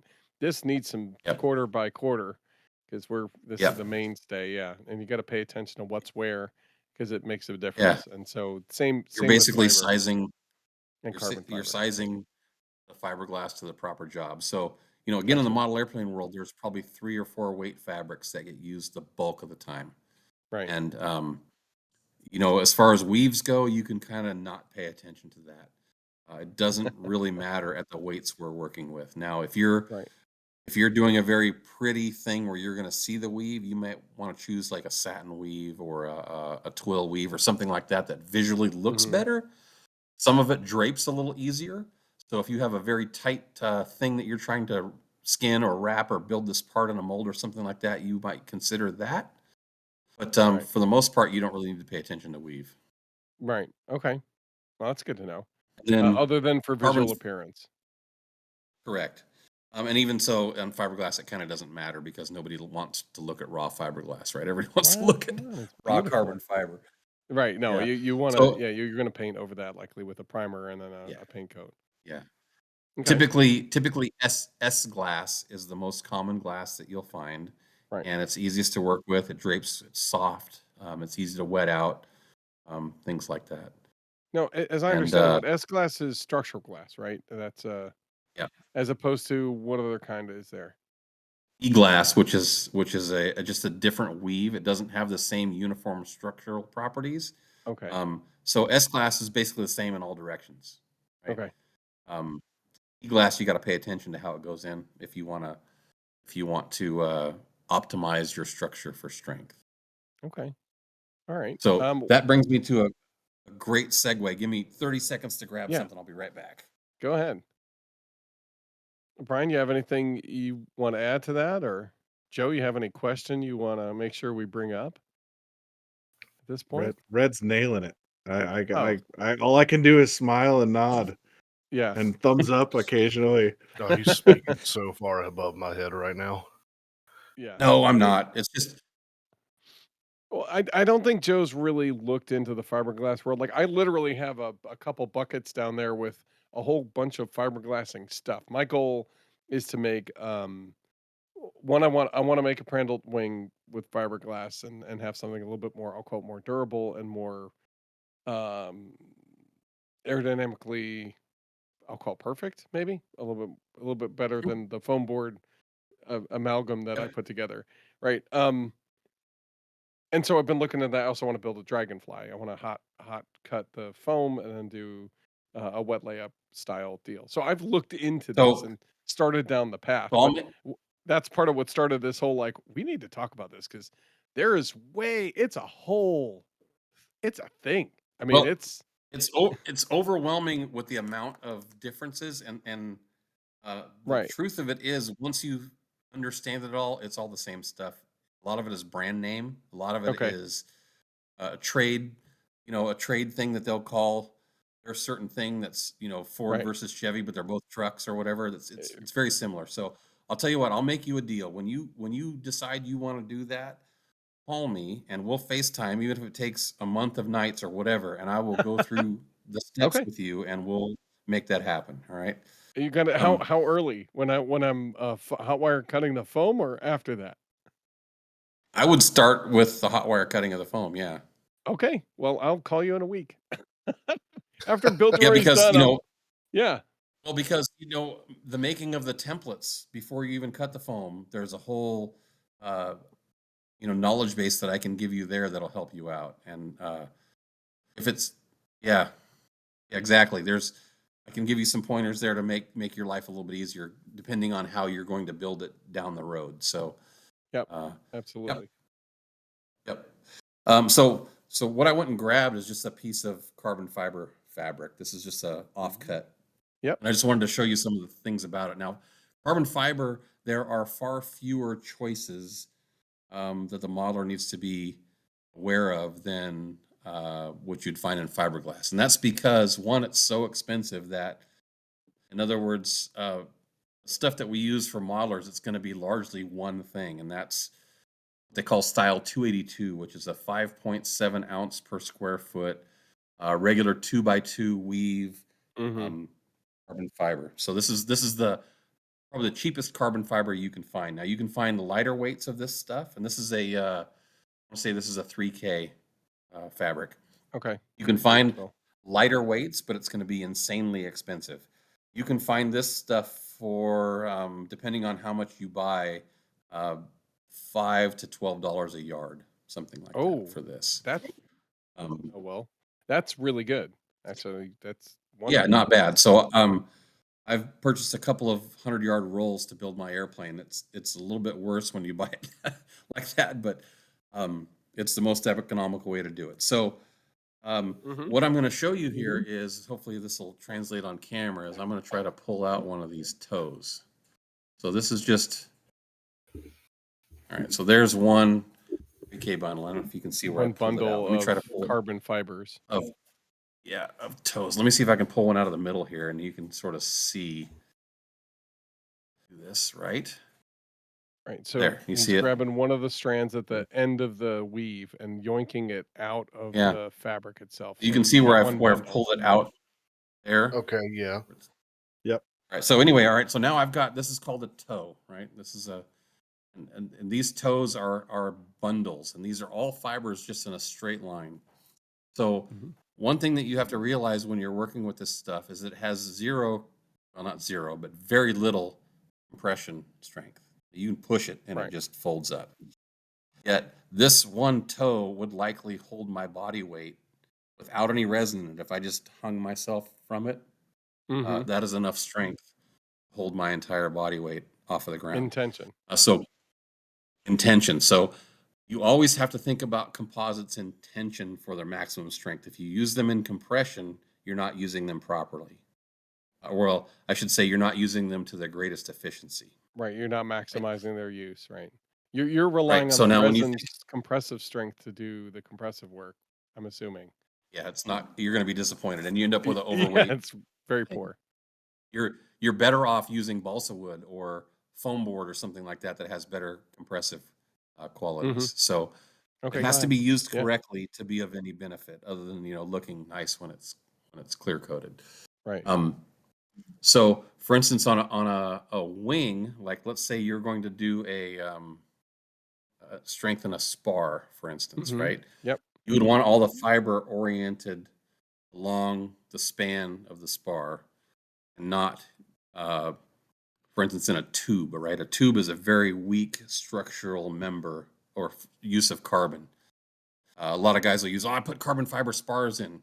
Cool, you kind of wasted your money, because you could have built it as strong with balsa wood or foam, and it would have been, cheaper. So you have to be a little bit smart about where you use it. If you want to get the most efficient structure out of it.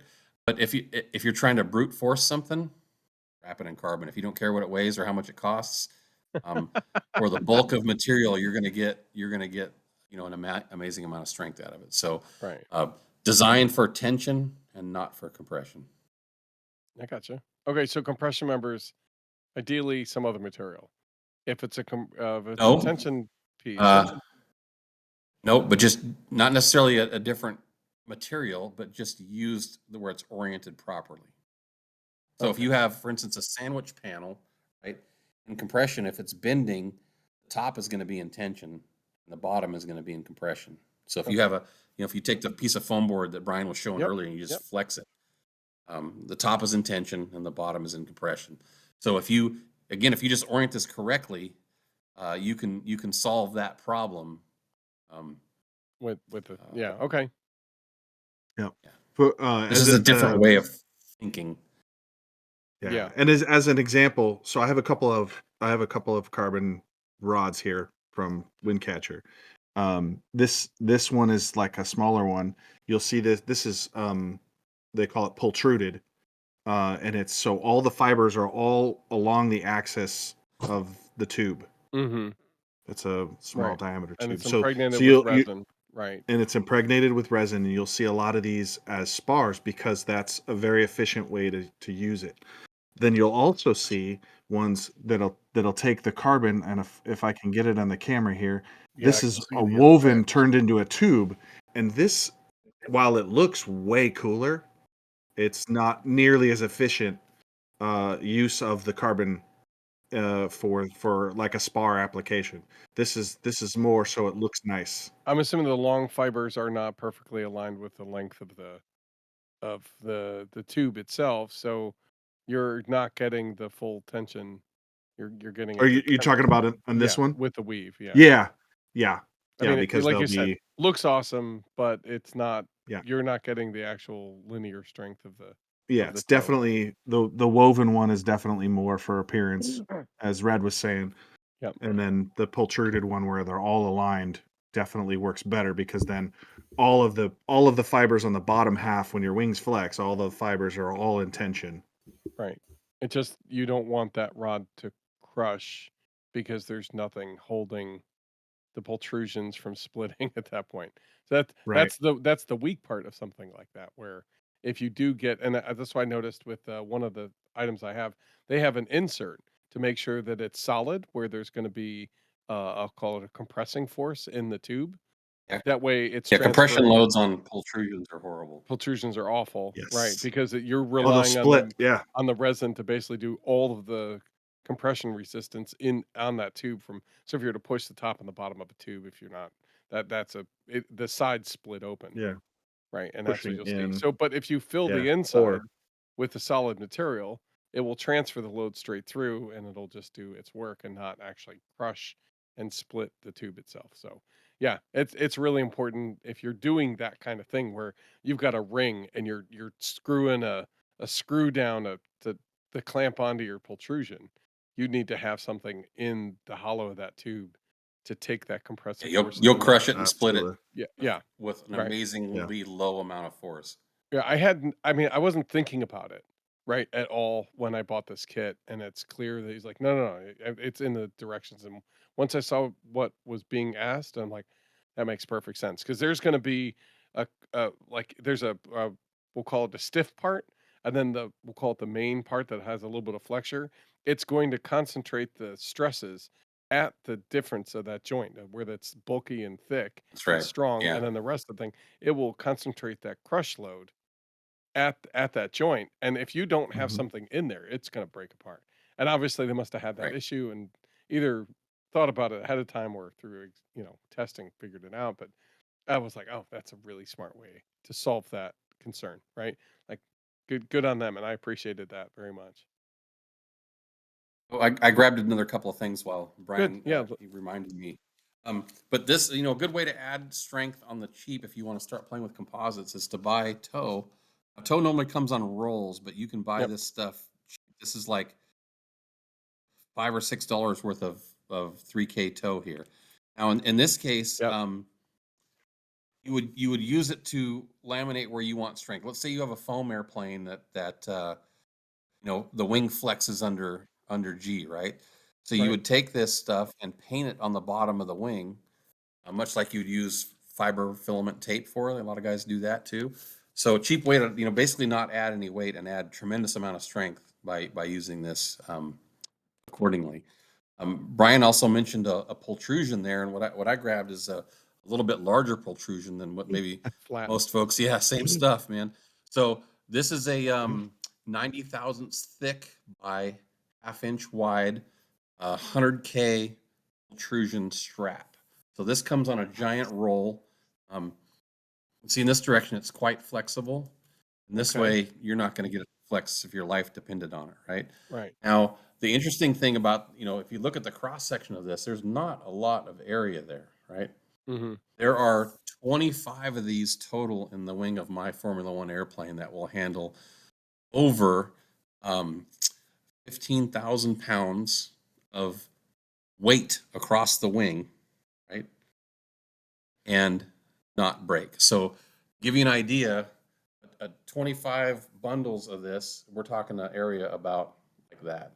That's all it takes to have a 25-foot span bridge that you could drive a semi-truck over. Right. Um, That's awesome. so, Now, and get are you I incredibly, love that so much. are you effectively right? gluing them back to Yeah. back to back, kind of like I'll call it a chassis on a car, where they basically strap a series of metal It's like a strips? glue lamb beam in a Yep. barn or a house Yep. or something like that. You stack these up, Yep. and you end up with this lamination of stacks. And if the machine was big enough that could protrude a single unit in the shape of my spar, great. You'd But have done you it. don't. Yeah. You get pieces that are small enough that you can work with, and then Yeah. you bond them together. So Really cool. yeah, Nice. neat stuff. That's awesome. Okay. Good. I want to, Go ahead, yeah, John. I want to swing back on the tube carbon fiber for a second. Mhm. Brian, you had some tubes as an example. Yep. And yeah, there's there's flex to it. And based on the Mhm. conversation, the proper strength from that carbon fiber tube would actually be a intention this way, like a pull away, like you're trying to lengthen that rod. But that's not what Yes. what we would use it for.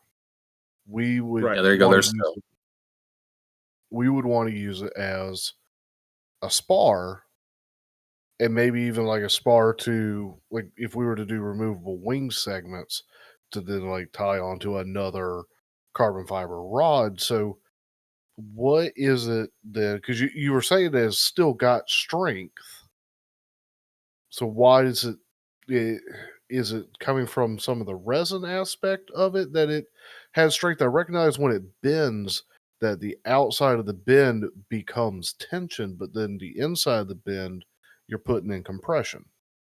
So Correct. why do we still say that a carbon fiber tube can still be used as a spar? And maybe it's just the nature of our aspect of the hobby that we're not putting insane strains on them. Yeah, the loads on what we put is, Yeah. it's There's stupid there's light compared to what it can do. yeah, there's two aspects of it, right? So most of the strength is in the bottom where it's in tension, right? You do get that's part of what the resin matrix adds, is that you get some strength in the other areas, but it's also, to what Red was alluding to earlier, is that it's so overkill, right? This is not that much smaller comparatively than the pultrusion, or the pultrusion that he was showing, and we're using this in, say, drastically lighter, a couple ounce airplane. So it's way overkill for that. Well, So it works. Yeah, It so works really well for it. and it depends on how it's used, right? So Mm-hmm. I used 2 tubes in my Clurican to join the 2 wing halves to the airplane itself. And when it crashed, because it went in pretty good and pretty hard, um, the wing loading was basically tension on the bottom and compression. I put them on the top and the bottom on purpose, because it's either going to, and it was fully sleeved, as it were, right? And so the goal was, I didn't allow it to flex. So if it was going to compress, it was going to compress the resin, which was far stronger than any foam board. So I figured, I'm going to bust the foam board before I bust the bar, as long as it's supported along its length and compression and in tension.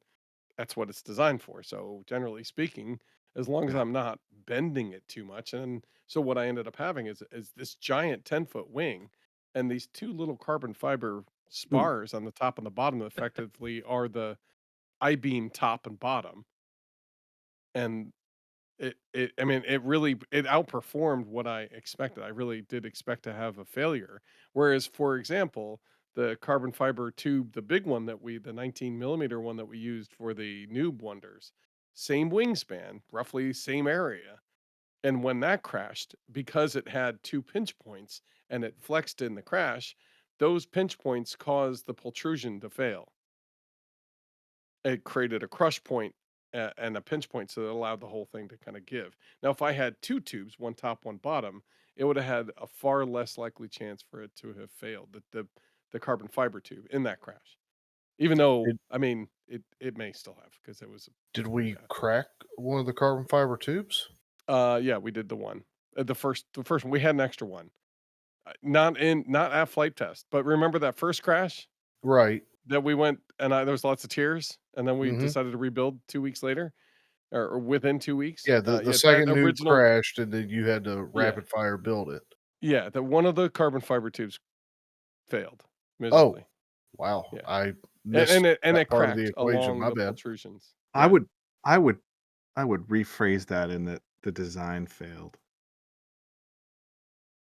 however you want to put it.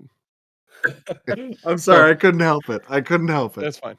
It's okay. It's it's this all is a right. great example of what we Go ahead, Red. I'm sorry. say. This is a great example of what we touched on earlier about minimum gauge, and Mhm. exactly what Brian talked about earlier about moving the breakage down the chain, right? So if you use one of these carbon fiber tubes for a spar, totally fine.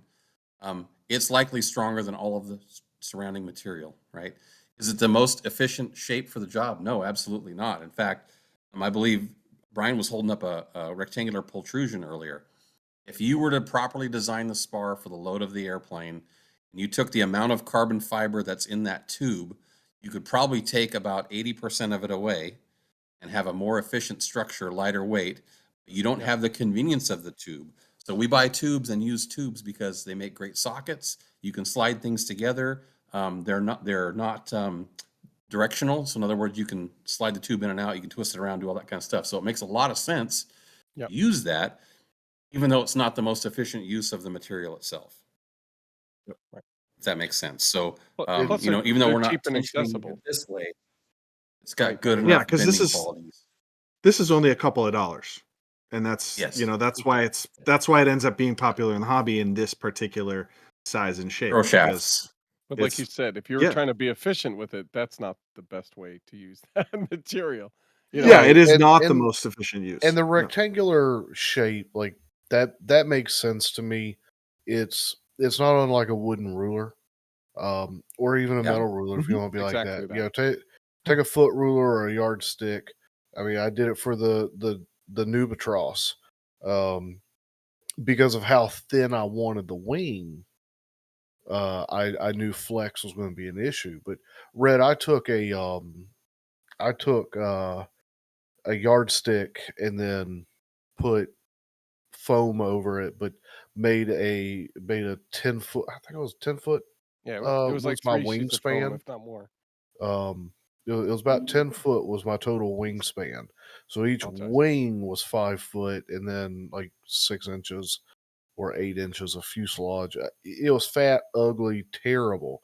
Mhm. But my yardstick was That's great. laid flat, and then I used the yardstick also to protrude and stick into the fuselage and bite into a little metal, a wooden section of the yardstick that I cut and slotted. And I knew that flex was going to be an issue, and it was, because the yardstick was flat. It'd be like that rectangular carbon fiber we laid on its flat side. I had all kinds of that thing looked like it was flapping to fly. But yeah, you flip it up on end and you can't. That makes perfect sense. And I guess the benefit is that carbon fiber is just of insane magnitudes more than even wood. But yeah. Yeah, for sure. And then if you're only engineering for strain in one direction, in case of a wing spar, if you're only looking at the moment, the tips going up and the center going down under positive G, right? Then it makes sense to have all your fibers running one direction. Now, the beauty of a tube is that it's equal strength in all directions. Mm-hmm.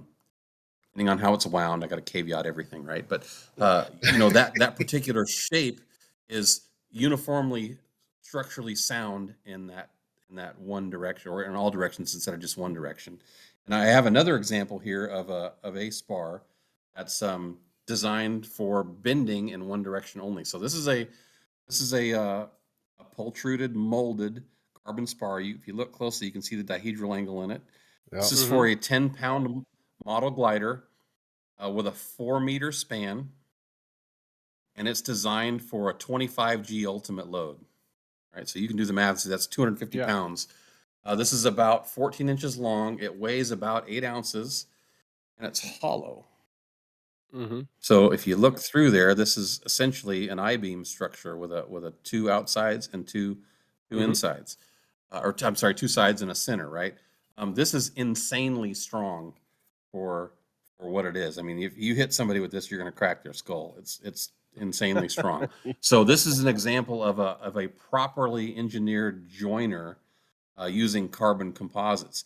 Now the problem with this is it takes a high tolerance tool to make this, and then you have to have an equivalent mating sleeve. I'm scratch building a project. That's why I happen to have these parts here. But this is an equal sleeve that this slides into and creates a joiner system.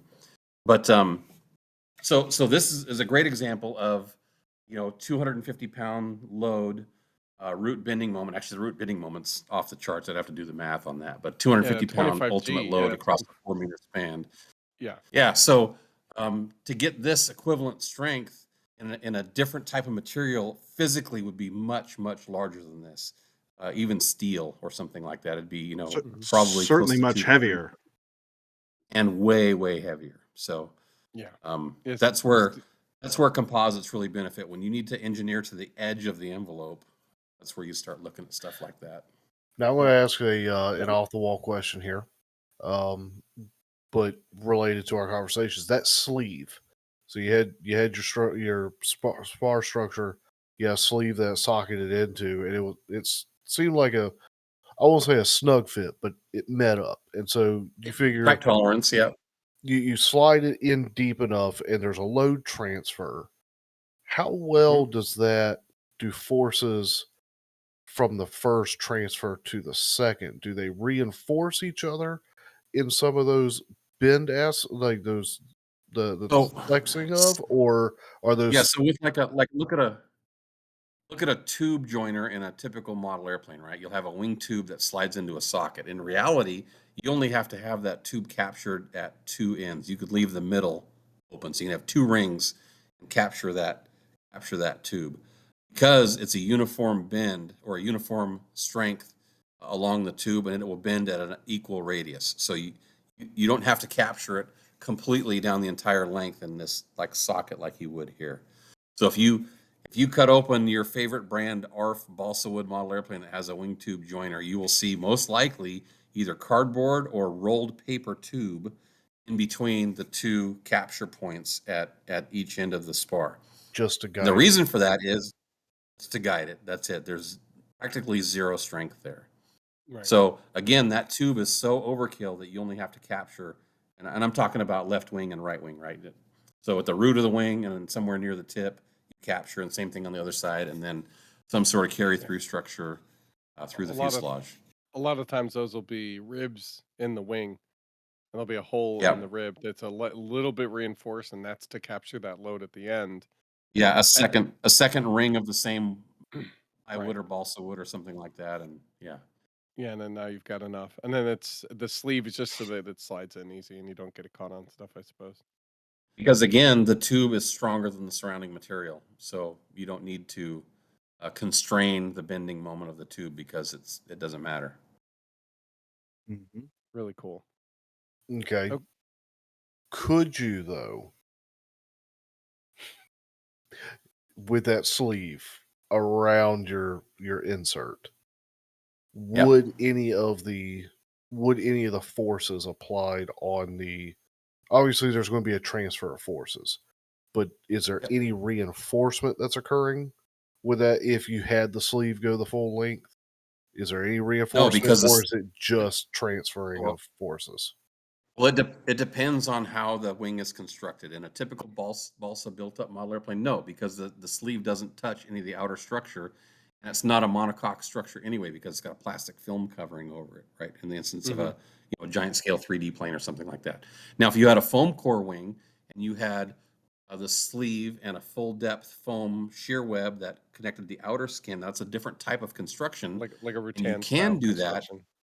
And you can that allows you to size your spar down from what it might otherwise take, but that takes some extra engineering, some extra tight quality control during the build process, or you can just buy a 50-cent, higher cost tube that's just the next millimeter up, and it does the same job without having to go through all that, right? So again, we're up against that minimum material condition. Okay. Is the thing strong enough to do the job, and is it stronger than the surrounding parts in the system? Nice. Fair enough. So in my case, I absolutely do have to transfer that load from the spar to the outer skins because my wing is, again, a hollow monocoque. So this is essentially my wing. It's just this is a rectangular shape and my wing is airfoil shaped. It's the same exact thing. And I would take the pultrusion and slide it in there. So if this is my wing skin and this is my pultrusion spar, it's going to go through there and transfer the load completely vertically, so that when I bend this thing, the loads are going to be transferred appropriately. So if And transferred evenly around the wing structure, the monocoque wing structure. so that in my case, I'm it's not relying somewhat concentrated. on the skins. Yeah, I'm relying somewhat on the skins to transfer the load, not just the spar. So this goes exactly again to what Brian was talking about, having it work together as a system. I'm not engineering the spar to handle the load on its own. Once it's integrated and bonded into the wing, the skins also are a load path. So everything is distributed over a wide area as possible. And I can get away with essentially less material to do the same job. So lighter, more efficient structure. It was also Awesome. some of the earlier. I think it was more World War II era, but maybe it was World War One. But as they started moving into the metal frames and the metal skins, they started incorporating the skin of the plane into the stress factors to fully transfer loads You around. nailed it. That's called a stressed skin structure. Mhm. And composites are most efficient when used in that style of building. Right. And the Yep. benefit of that typically that design is that you don't have point stress transfer like you would with what are those rivets with rivets and aluminum, because that's what you end up at. You have the skin and that's transferring that load directly to the ribs, but it has to transfer through the rivets. That's why you have so many of them, so it's transferred along the whole Yeah. skin. But you're If you're going to punch concentrating holes and those put load. rivets in anything, Yeah, build it out of you've done aluminum it wrong. instead.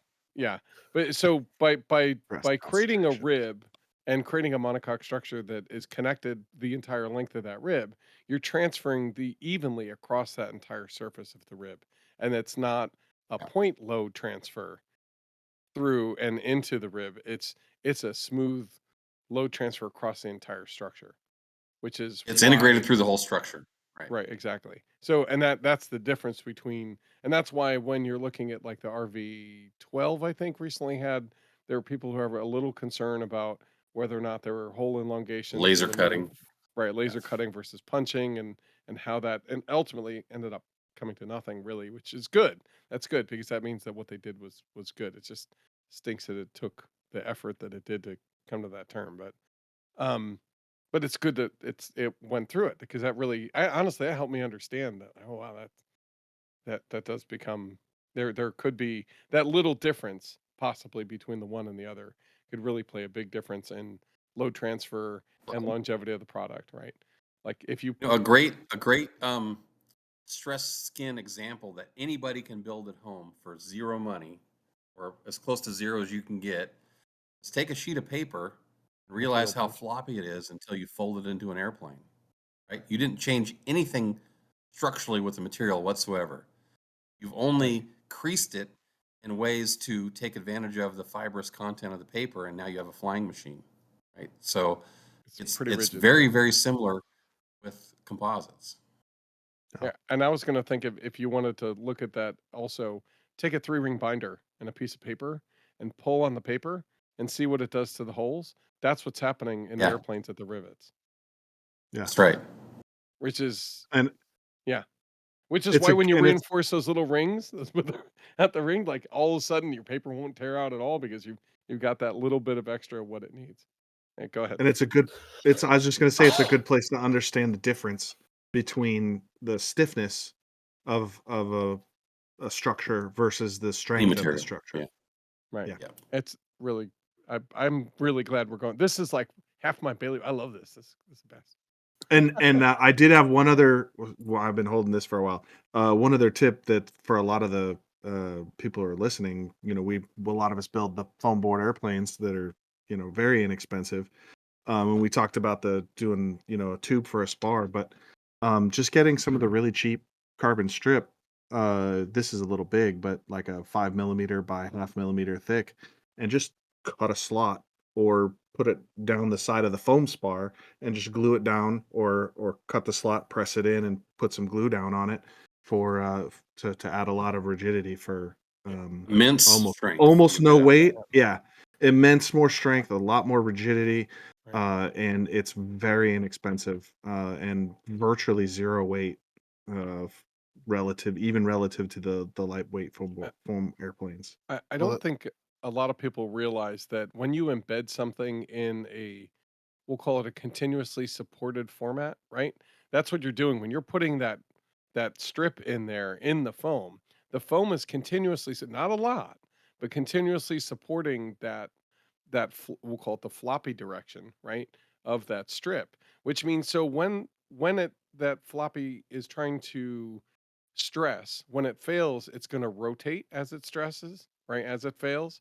But if there's foam keeping it from rotating because it is keeping it supported along its length, it increases the strength value of that normally weaker direction, or in the fail, it increases that failure mode, the strength level, by a significant amount.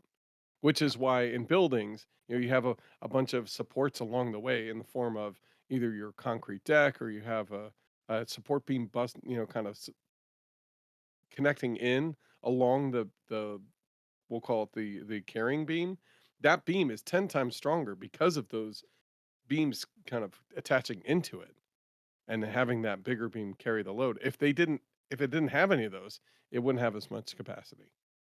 It's So, the but tighter the support values, spacing, the better off it is. That little bit of foam, as weak as it is doing a tremendous job to increase the strength of that strip.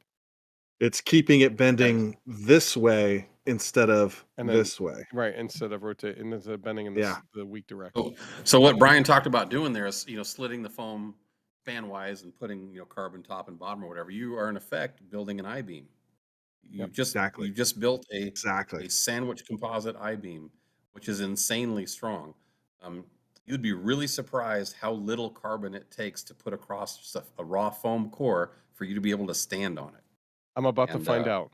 That's why I have this. yeah, it's a little just- tougher with toe because the way these pultrusions are done, they're put through a heated die impregnated with resin, and they're stretched with incredible force to maintain the fiber orientation completely straight.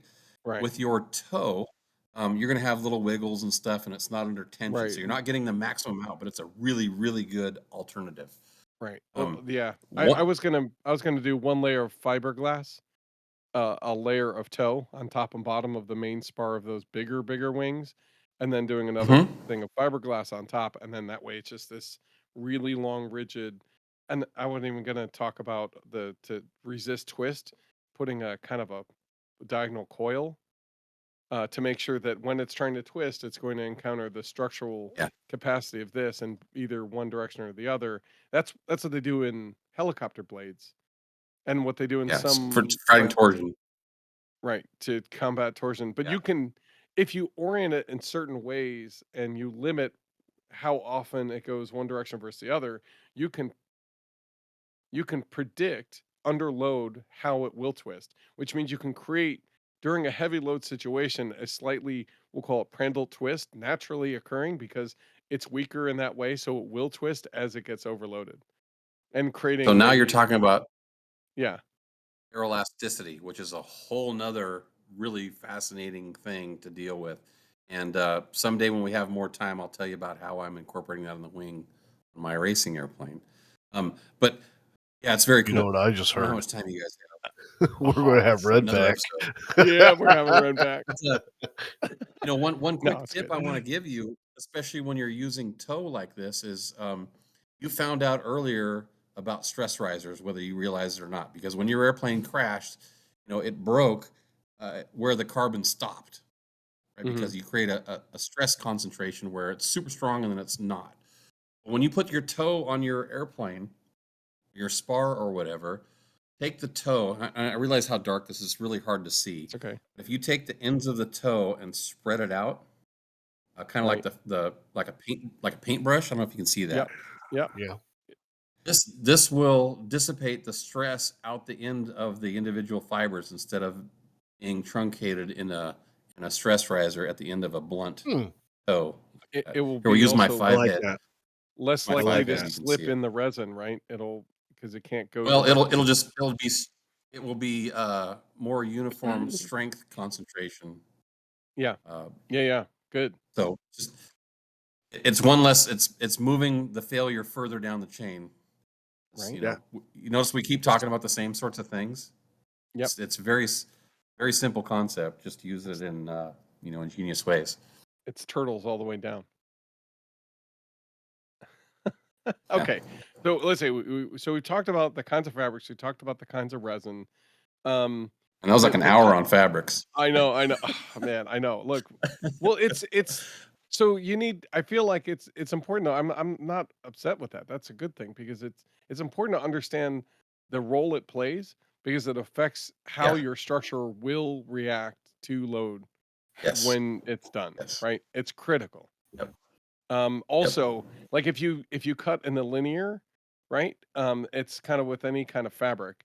Cut in the linear, it is stiff in one direction, but if you cut on the bias, which is on an angle, like a 45 to the actual direction of the fabric, you can lay it over any shape, right? But if it's in the one, it's kind of just straight and it's only gonna lay in certain ways. But if you go again on the bias, which is a 45-degree, right? That's what it's called.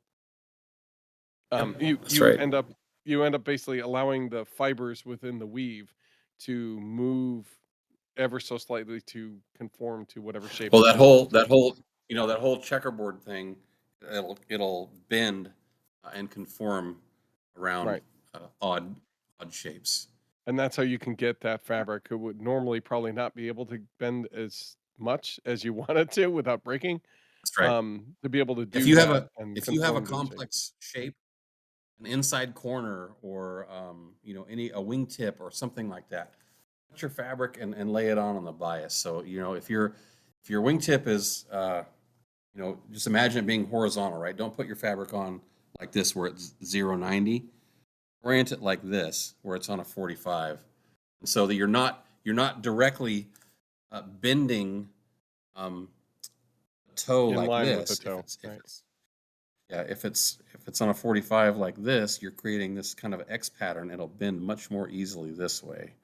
You're not directly bending any fiber along its length. Nice.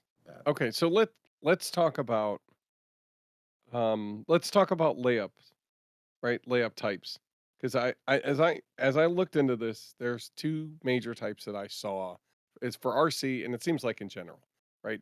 Boat building, building a car gasoline tank, or whatever, it's either wet layup where you basically put down resin enough, and I got a question for you on maybe a tip on what's the guide on how much, but basically you put it down, you cover the surface that you need to go, you put the fabric down, and you just make sure that it's wetting through the fabric, or you put another layer of epoxy on top so it's fully sandwiched, and you have a fully, like you said, fully wetted, so it's covering all of the surfaces of the fabric, period, right? And what happens if you do both the top and the bottom, it will saturate likely, and you'll have to squeegee off a good portion unless you're doing you can.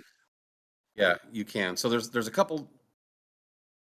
We're going to go down the rabbit hole into cloth handling a little bit. Well, it depends. It's as you might guess, there is no preferred method. It depends on what you're doing. So If you're I mean, doing a that's for wet complex layup shape, we're talking about, right? yeah, absolutely. We're Okay, going to go talk ahead. about all the crazy wet layup ways to do this. So if you have, say for instance, you're doing a mold of a fuselage and you're doing a negative, a female mold, you're putting the cloth inside of a mold, and you're Mhm. trying to hold that shape. Often it's easier to put a layer of resin in and then push the cloth in because the resin will act like a binder and hold the cloth in place while you're Mhm. working it to wet it out. If you're doing a large flat shape, like you're doing the exterior of a wing, I prefer to lay the cloth on dry and then smooth it out really nice and then wet it out on top of that, starting from the center moving outwards. Now, that's especially important if you're doing really light cloth, like 1/2 ounce or 1 ounce or 2 ounce.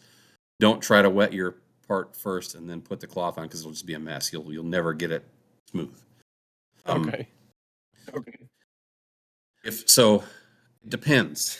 Again, so if you find you have need to get the cloth to stick into a mold or some odd shape, wet it first a little bit, and then push the cloth into it and then stipple it with a brush. And you can come So, back with like wet it on a like lay a sheet of plastic, wet it there, move it over, sorry, or no, different. We'll get to that technique too. That's a great tip. No, wet your mold out, wet your fuselage out, whatever Okay. whatever part you're gonna cover with the Okay. fiberglass or carbon first, and then put your dry cloth down, and then use a depends on how big of a thing you're doing. I use a Yeah, okay. roller a lot of times. I use a trim Okay. roller if it's a Yep. large thing. But if you're doing model size stuff, 1-inch chip brush. And don't buy expensive brushes. Buy the cheapest crap brush you can Yeah, buy. because you can't And recover them.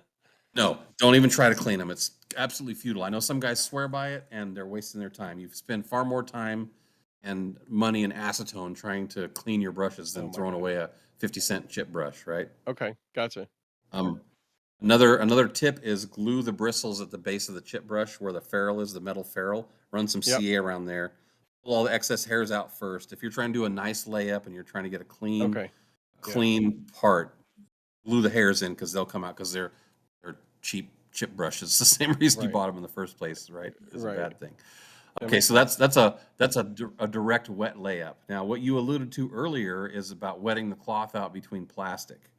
And Mhm. that is a fantastic method for doing usually flatter things. Not always, but usually. So what you'll Okay. do is you'll like a painter's drop cloth or something like that. The Yep. thicker the That's better, what I've seen, honestly. yeah. Okay. Is You that because it stays put an stiff and it doesn't try to wrinkle as you're trying to work yes, it? Okay. exactly. Pour the resin on, close the plastic, use a squeegee like a Bondo spreader. Uh, spread your resin on it so it's all saturated, and then squeegee it out so there's not much there. You take all the puddles away, right? Right. Then you cut your rough shape out that you want. Peel one side of the plastic off, leaving the cloth on the other side of the plastic. Lay it down over what you want. Smooth it out, and then carefully pull the plastic away. Okay. Or leave the plastic on for a shiny finish. Okay. So there's a couple of ways to do that. That leads down to another rabbit hole of making a nice finish with a wet layup. How do you do that? If you don't have a mold, let's say you have a wing, and you want to make Right. it a nice fiberglass or maybe carbon fiber finish, you do the same thing essentially, but you use a mylar, which is about 10 thousandths thick. It's a stiff plastic, in other words. So it's like Like it's the not balloon material. no thicker than that. It's like a Okay. playing card stiffness, right? Okay. It's a thick You mylar, you but would it's wet the out, same material. yeah, Okay. yeah, like a not as thick as a credit card or stiff as a credit card, but more like a playing card, I guess. Yep. So we used to use them for permanent plans.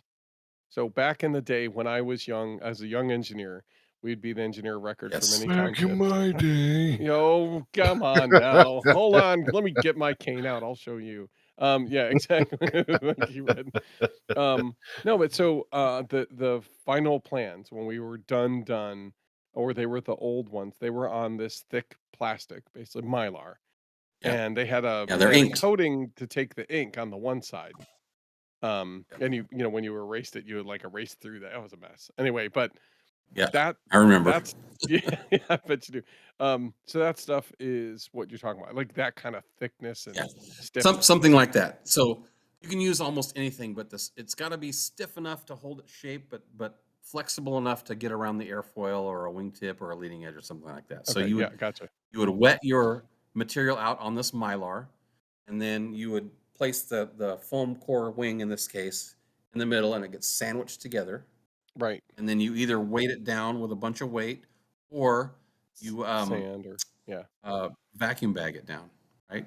And right. then when you peel that mylar off, the surface of the mylar will give you a shiny finish on whatever your fiberglass Okay, or carbon fiber or whatever it is. It has to be waxed with a release. We haven't even talked about releases yet, but you've got to be able to peel the mylar away. But right. they're usually Teflon based, so they usually come off. But Okay, there is a wax and a release film that can go on there. okay, So you can do the same thing with the plastic too. So if you like, again, I keep going back to the center section of a wing. In the old school, we right. build a balsa wood model airplane. We'd add fiberglass to the center section. Well, you can leave this plastic on one side of that, and then when you peel it off, you have a reasonably smooth finish that you don't have to go back and fill, and Mm-hmm. just makes for a nicer finish down the road. Okay, that's awesome. So when I see the vacuum bags, they are either using some sort of like mastic to make a bag, or they have a You three-sided can make it. bag and You can make it out of anything. You can make it out of anything you want, as long as it holds vacuum. air. You It's vacuum, yeah. fine. Now they Okay, they make specific products for that, and in some cases it makes sense to use those. Like I have behind me, right. probably can't see them in my composite rack right back here. I have two different kinds of bagging film. One's a stretchy bag and one's a hard bag. Okay, Stretchy bag is for weirdo shapes that are not flat-ish. right. Um, Works well, easy to use, but you can't ultimately pull as much vacuum on a stretchy material as you can on a rigid material like a polyethylene Okay. bag, right? You can use anything, shopping Which bag. means you're not going to minimize the amount of as much of a composite or epoxy, right? Like you Well, you're can't going to pull have, you as could, much epoxy out of the matrix. well, it's probably not going to compact as much. So your Okay, final laminate might be a little thicker, which means it's going to carry more resin, which will ultimately be a little a bit little bit heavier. heavier. Yeah. Okay. The very optimum ratio for a hand laid up part, even vacuum bagged, is going to be about 50-50, about 50% Okay. cloth and about 50% resin. So as a So good rule of if thumb, you you can, cut out, I was going to say, if you cut out your shape of your glass or whatever you're covering with, you say, okay, this weighs. You yep, weigh it, and it's like, okay, this is 1.5 ounces. So then you make 1.5 right, ounces of resin, and hopefully yep, that will be the right amount to cover the whole thing and yep, properly by weight, impregnate. and then your part is going to be double that, right? So you'll be 3 ounce total part because you have an Right. ounce and a When half it's of done. cloth, ounce and a half of resin. Okay. You can blot out excess resin. Like to use toilet paper. It's very fine and it doesn't leave hair. So you can take toilet paper and blot out any puddled resin, something like Okay. that. Okay. Most hand layups are the other way around. They end up being about 40% cloth and about 60% resin. That's just human error, right? You can't get the Right. perfect resin ratio everywhere. It's just not possible. Prepregs, it's about 60-40 the other way, 60% fiber, 40% resin. And that's about the Okay. ultimate fiber to resin ratio. Okay. So that's what you're aiming for ultimately. But I mean, you in the normal way, you're not, unless So it's prepreg, you're not going to get it. yeah, and just for those of you who don't know what prepreg is cloth that comes pre-impregnated with the resin. Usually it's frozen and you have to keep it cold until you get it out and then you lay it in your mold or on your part or whatever, and then it has to go through usually an oven or an autoclave to get it to Right. cure. Now, Right. I've And got it's there another for great tip I a can. while, right? It's like it's not just a simple put it in an oven, wait a while, take it out. It's no, you put it in and then you let it slowly cool over time, and then it takes days. And Not necessarily. It depends. It depends on the system and what you're building and how thick the laminate is and all that kind of stuff. But okay, single or low single layer laminates, they can cure for an hour to 3 hours, something like that. okay, And yeah, a ramp time of about half a degree per minute is about the industry standard Again, Okay. it depends on the resin system that you're using, but That sounds yeah, expensive but for a the average but a RCer. hot but a hot box but a hot box with a 100-watt light bulb in it, made out of 1.5-inch styrofoam underneath your bench, is a great curing oven, and that's all you really need. You only need to get it up to around 80 or 90 degrees for Okay. most RTC resins, which is room temperature cure. Your West systems, your MGS, your ProSet, Right. HTRs, things like that, they'll all do that. Okay. Now, another great tip I can give you that I only recently started doing this, and recently I mean like the last 10 years, is you can actually make your own poor man's PrePreg. In that, you'll take your West system or whatever resin system you're using, you'll wet out your cloth in between plastic, just like you normally would, Yep. and then you roll it up and stick it in the freezer. Yep. And then when you're ready to use it, you pull it out, you take a heat gun and you warm it up a little bit so it lays flat. You cut your patterns out. You lay it in your mold or whatever you're doing, and use a heat gun to get it to start to cure, not necessarily cure, just warm up so that it's malleable. And then it's a room temperature cure once it comes up to temperature. And that's a fantastic low mess way to do molded parts. Not necessarily production, although you could do production that way, but I like it because it's clean and that I'm not slopping resin around if I want to lay up a quick part. So if I'm laying up, Right. a cowling or a canopy or something like that, and I might build a couple of them for my buddies or whatever, I'll just make some PrePreg and I can lay one up a night and I can do the whole layup in like 10 minutes because you're Okay. just warming it up, press it in, and then go on about your business. So Okay. That's awesome. yeah, I it's just a neat way to handle it.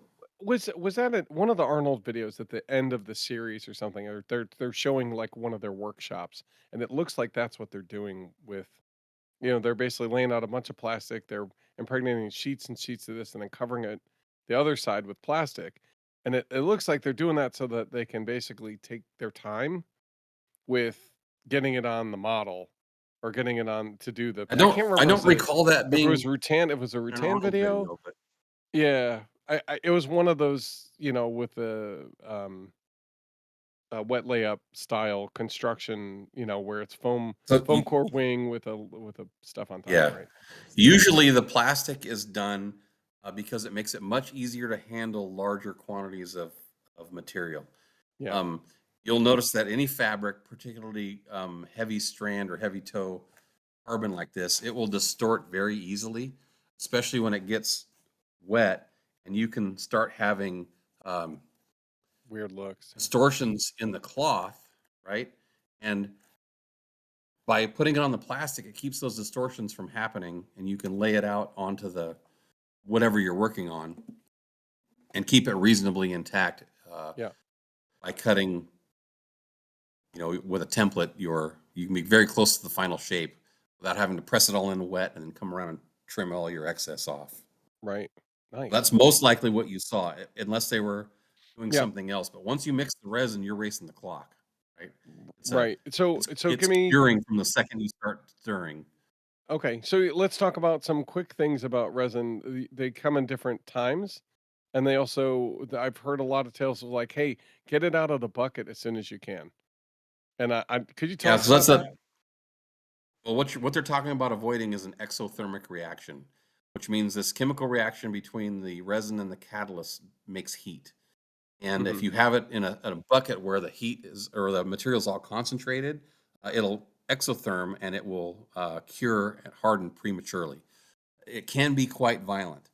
In the quantities and the types that we use in the hobby, that's not really Right. that common, especially with epoxies. It's pretty common with polyesters, though, if you're doing Okay. surfboard type stuff, especially if you're putting what they call a hot coat on or a hot mix where you over catalyzed it.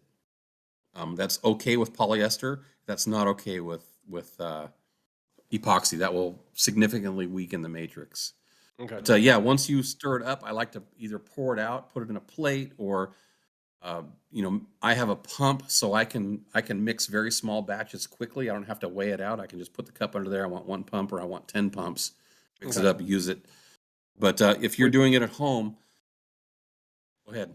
I was going to say that's one of the big selling points to some of the major systems like the West and the Total Boat and stuff like that, Yeah. where they have Yeah, all West this and setup, Total so you Boat. can just boop boop done. That's right. West is good hobbyist resin. I don't care for it for structural stuff. It's a little bit rubbery, but it's fantastic glue, and it's fantastic for making repairs and things like that. Now, if you're just starting out and you're going to mold a fiberglass fuselage, use West. It's fantastic. Okay. If you're trying to get the highest engineered structure you can, there might be a better resin out there, but certainly not for the price. West is a fantastic resin, especially when you consider they have the nice metered pumps. So you can do 1 squirt of resin, 1 squirt of hardener, or 10 squirts of resin and 10 squirts of hardener. You don't have to weigh anything. Right. To me, that's worth its weight in gold because, using a scale and all that is a giant pain in the posterior. That's what it looks like. Okay. Let's see. So by spreading it out, you're not concentrating the heat, and it does right. not prematurely. Just greater surface area. Right. Greater surface area relative to the volume. And if you're saying I've got a 60-minute epoxy, it means you have 60 minutes of working time from mixing to hardening. At whatever temperature they specify that, and in whatever quantity. Okay. So if it's hot that day, it's going to go off quicker. If it's in a big pot, it's going to go off quicker. Okay. All right, that's good to know. Thank you. Brian, you had a question? Yeah, it actually steps back a little bit. You were talking about I think you called it poor man's prepreg. When you do anything once it's between the 2 layers of plastic before you put it in the freezer? Do you do anything to expel any excess resin? Do you roll it out, or do you hit it with put it between 2 rollers or something?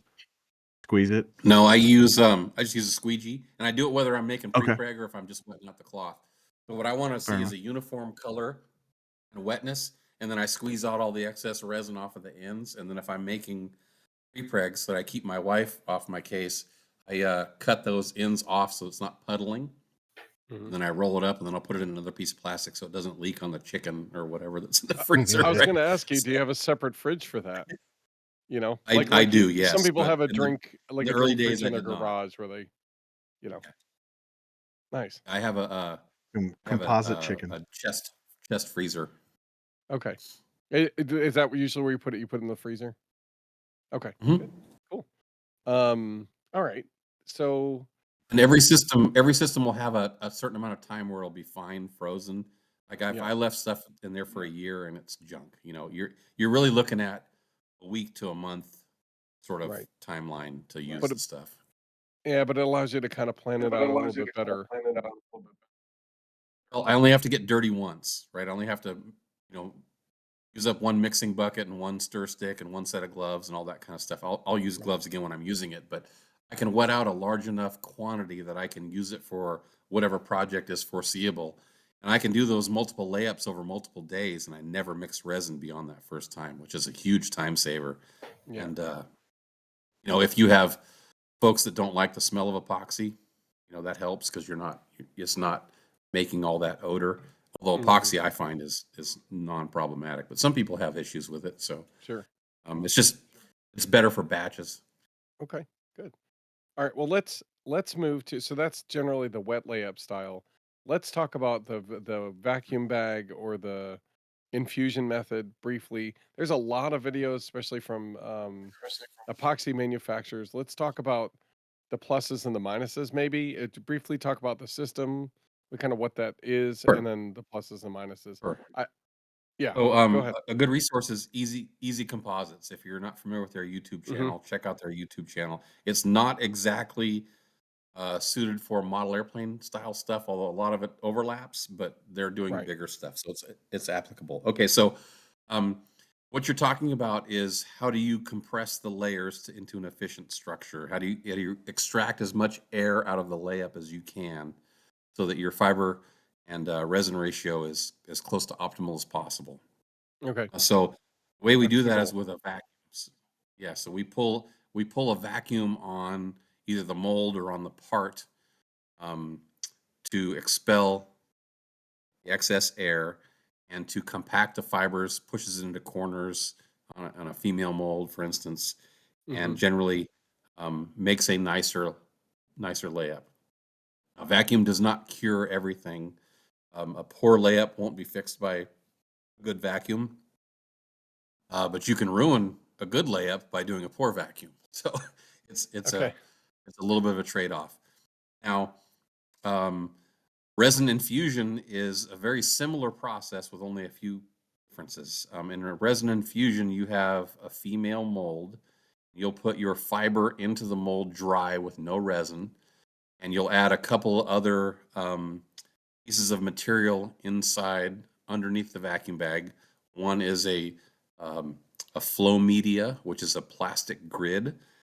Mhm. And once the whole thing is under vacuum, you basically have another inlet into the vacuum. You stick that inlet into a pot of resin and you uncork it, unclog it, and it will pull the resin out of the bucket into the layup, and the vacuum will distribute the resin evenly throughout the entire layup. Now, if you're curious to see that work, I believe on my, not to plug it again, but my YouTube channel has some of that. I believe there's a Well, pretty good short there that shows that. But yeah, tell um, people where they can go check that out, because it is a wealth of Yeah. composite examples. it's the YouTube is just / Red Jensen, REDJENSEN, or you can search Impulse IF-1 on YouTube and you'll find my channel too. Excellent. But resin infusion is a somewhat more complex method. I don't see it used very much in the model airplane world at all, because there's a lot of consumable materials that go along with it that get wasted. It's just an economy thing. Right. At our model airplane size, the time that it takes you to set up for an infusion, you could do a wet layup with less material. So, Mhm. it kind of doesn't make sense. In my full scale build, I have used infusion in several places. I infused the outer skins for my fuselage, and I will infuse the outer skins of my wing. But at our model sizes, to me, it doesn't make much sense. There's not much advantage to it. It's for big stuff, really. Okay. It's Yeah. a really neat process, but it's It just just not seemed practical at our sizes. there's an awful lot of extra material that goes in There cost is. You've got that gets associated. Yeah.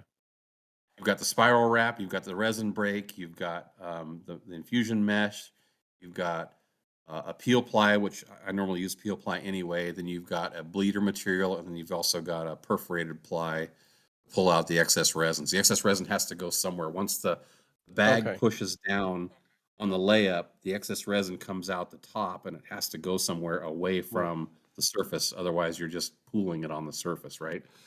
So there's a few different materials in there that allow that to happen. No, that makes sense. Yeah. Yeah, and I just remember, like compared to wet layup, I guess, but the benefit is you're creating one of the most optimal matrices, weight wise and strength wise, and You that's the are, benefit. but for me, that's not why I chose it.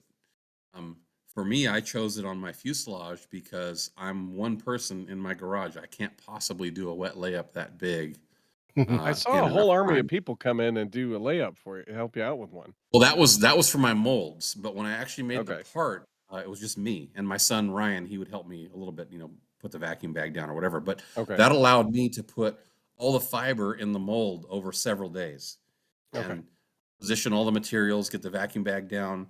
I actually pulled a vacuum down the day before to make sure that I had a completely tight seal, because Infusion is very picky about not having any leaks. With a regular vacuum bag system, you can tolerate a leak as long as it's not horrible, but it's not going to ruin the layup.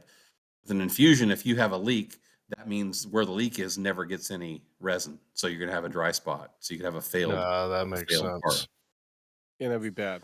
Real So bad. it's definitely finicky. Okay. For me, again, it was a time thing. So where I'm able to make progress on this airplane is that, again, I'm not using advanced tooling or expensive processes or fixtures. I'm using my time. So I have the time with Infusion where I can lay my fiber in over a day or several days or whatever, and I'm not racing the epoxy. Get everything absolutely perfect. Pull a vacuum, check for leaks, everything's cool, and then I open the spigot. The whole infusion for the fuselage took about 40 minutes, and I clamp it off and leave it, go to bed, done. So for me, it makes sense in some cases, but it doesn't always make sense in most cases, at least at the production levels and the sizes that I'm doing. Mostly Infusion is like giant boats or big layups where you can't get enough people with brushes to get the thing wet out in a reasonable amount of time. Okay. Or hypercritical aerospace, you have very, very tight resin constraints, for instance. And Infusion makes sense for that, but Yeah. I'm not building an F-35, What? I don't know. It kind of looks like it might be almost there. It looks really Well, good, thank you, honestly. but I got you fooled. Well, maybe, but your plane looks so beautiful. I keep looking. I'm like, man, Thank you. and I kudos to the detail. I mean, I don't know how efficient that is, but boy, it sure does. Well, I mean, I can assure you that every square inch of that airplane is the shape it is for a very specific reason, and it has a V-tail on it for a very specific reason. So, I believe it is the most efficient choice for my airplane in this particular configuration. And I'm happy to go into why if you want to talk about that, but it's not a coincidence. It's there for a reason. So we can talk about that in a second. So what I think we're gonna do is to hopefully keep this under like 18 hours. For our poor listeners who are like, oh my god, this is amazing. Yeah, But I sorry, just I can't. can ramble. No, Joe, no. it's fantastic. I think we're all loving it, honestly. Why don't we go to a handful of listener questions? We will, Great. we'll call it, kind of cancel the one Craig thing so that way Joe can kind of close this up and pass this along, and then he's going to start Craig up again, and then Brian, as long as you feel like staying on, Joe, Red and I, and you can chat. Joe's got to get to bed and get to work tomorrow, and I've got to do, and then we can, I'll manage my own stuff, and then we'll chat for a little bit longer and talk about some of these other questions and these things we talk about. And so we'll carry that in like a blooper section or an additional release. Um, but yeah, I do want to continue talking about some of this stuff because they're really exciting things. But we had one listener, again, our guy who, Leon, who he does a number of resin parts and pieces to his ultralights. So he's Great. used a number of different things and he's done a number of tests and he's really interested. I hate to say it, but I dropped the ball in asking our community a little bit further ahead, but he came up with a whole bunch of really excellent questions that I think we Sure. should go to. I will do the best I can. So let's It'll get be on better to, than we can do, I'm sure. yeah, right. Ours, like, I don't know, watch a video. Oh, Red's got a bunch of great videos. I You say can watch them. there's this guy called Red. Go watch his videos. Right. Oh my God. Okay. So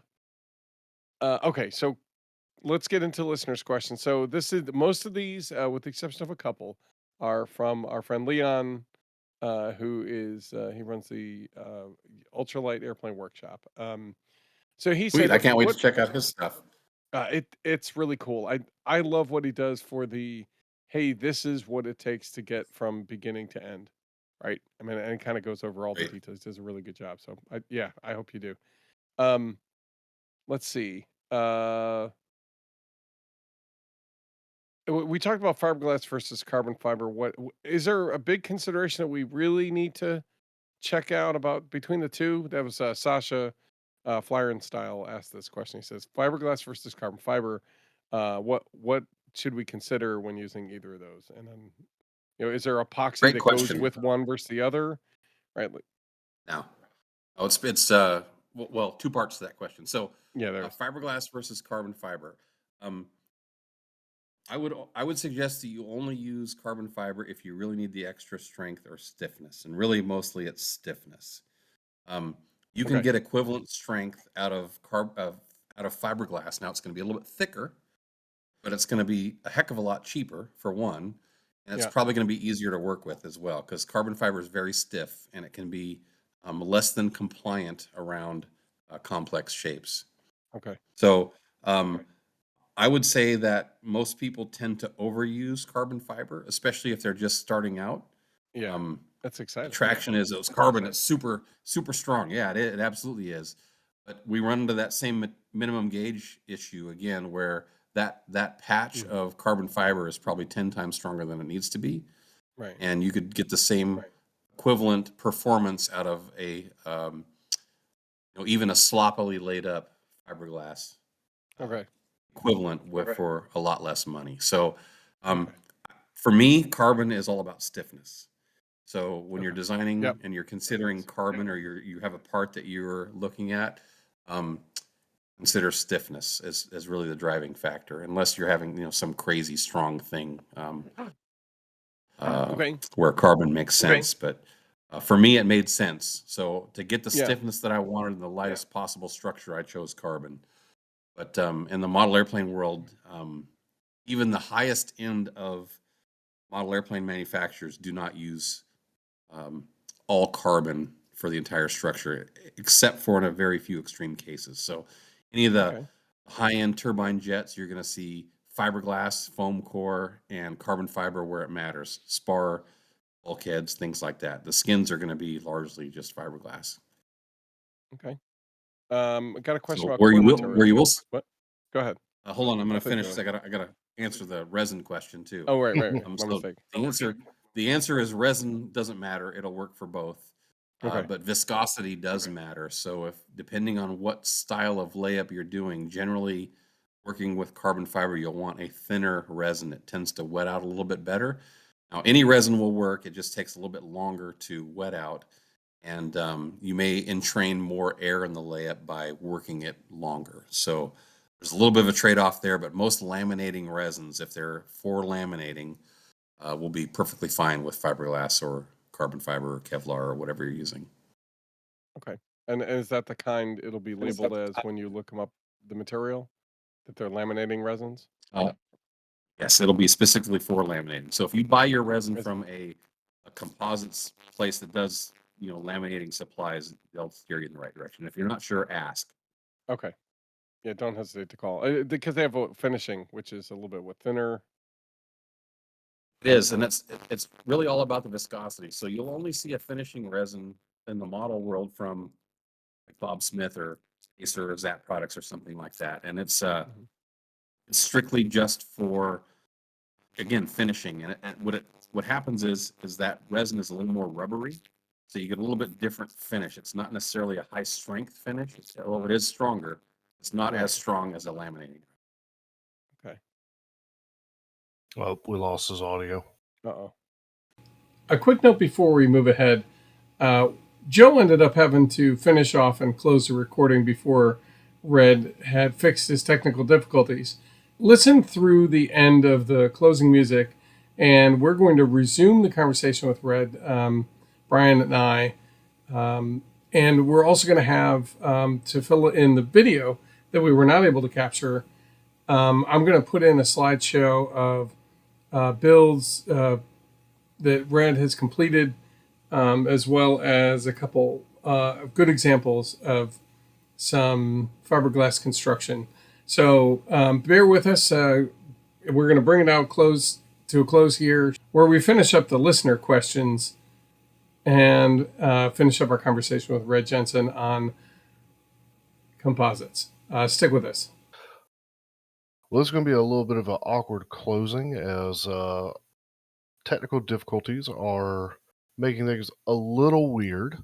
You won't be hearing from Red at this moment, as we've been having some difficulties, but just know that I will be speaking to him in Red. Hopefully you get to hear this later.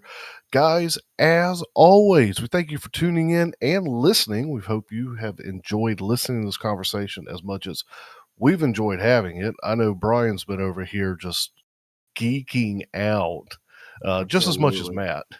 Both of y'all just been big old grins the whole time. It seems like you've learned a lot along the way that you didn't expect to. You're like, oh wow, I had no idea it was like this. Once this episode's released, I'm gonna have to go back in and listen to it to myself. Yeah. Just to properly absorb everything. I mean, the good news is I'll have 2 weeks in Florida to do it. Yeah. Good. Maybe I'll sit on the beach and listen to the waves and listen to the episode again. I don't know. Nice. Sounds good. But hopefully you guys have been able to absorb a lot of this information, and hopefully it'll be beneficial to you. If you have any questions, comments, concerns, complaints, send them to Matt. You can email us at aviationrcnoob@gmail.com. You can reach Matthew at aviationrcnoob.com, or you can reach me, Joe, at aviationrcnoob.com. Of course, we always have the Facebook group that you can swing by and join. I think We the group always helps welcome you us to. get alerts. Yep, we always better than- welcome you to join the Discord group with the. Yep. It's an invite and a doobly-doo. Thank you, Matthew Colville. Mm-hmm. One day he may realize that we're crediting him every time we do that. It would not be wonderful. He's a decent guy. Yeah. Okay. Yeah, and we hadn't mentioned it, but we, as always, thank our patrons for continuing to help keep the lights going, and making it so that Matthew and I can continue to do this thing that we enjoy doing and speak to you guys every other week on average without worry about it impacting things. You guys cover that, and we thank you for that. If you want to become a patron, go over to patreon.com/aviationrcnoob and sign up. Yep. I want to thank Brian for joining us tonight, for being the resident expert, I guess, the one who could help us understand this and ask the geeky question. Like, that's yeah. I know. I really appreciate you joining us tonight. As always, I think Joe and I always love getting a chance to talk to Red and see what he's working on. And I'll tell you what, that plane looks so beautiful. And it I know does. he can't respond right. He's trying really hard to get back in, but if and hopefully we'll be able to continue this conversation in a short minute. But I want to thank Red for joining us today. Hopefully we can input his response here. But yeah, thank you very much for being here and joining us. It's been an excellent conversation. I learned a million things that I need to go back and kind of replan a couple things, I think, with my project coming up, but I'm excited to get to it. And I'm blown away that he's like, no, call me. I don't care how long it takes. We're gonna sit down and get you fiberglass and stuff. It's gonna be great. We've had Red, He's amazing. twice before now, Yeah. and he's back for a third time, and it just continues to blow my mind that Red's a great guy, and it would not cross his mind, but it just blows my mind that he'll come on and spend this time with us. So Red, we thank you, and it sounds like there's further conversations to be had. You are welcome to come back anytime you want. Matt, you can continue the conversation with these two gentlemen if you would like. I do have to get some sleep, so yeah, please go do it. It's getting late on our end for everybody, for sure. Yeah, last minute, anything on your front? No, I Brian, just last appreciate you all second? staying up. Yeah, just good. This is just such fun, good stuff. I will definitely be listening to this episode again after the fact as well. All right, and Red, Very if you appreciative. hear me, thank you so much. And guys, we will catch y'all next time. Bye. Let's see. Most effective yet easy cord. Hold on. Foam was my All answer right, for that. I'm gonna. Okay. Yeah. So we were about to answer. So yeah, what was the most effective yet easy to use core material? You said foam, but there's a lot of different kinds of foam. There is. Is it like the Dow kind of light density foam, or are we talking like it's usually, Dollar Tree it's foam usually- board foam? No, you want a stiff foam. So there are specific foams made for core, like Roacell, Divinacell, Lastifoam, Micell. There's a ton of different cores. Again, it depends on what you're trying to do. That typically is for like a bulkhead or a a wing skin type of situation. Now, for just a bulkhead, regular old blue insulation foam would be just fine.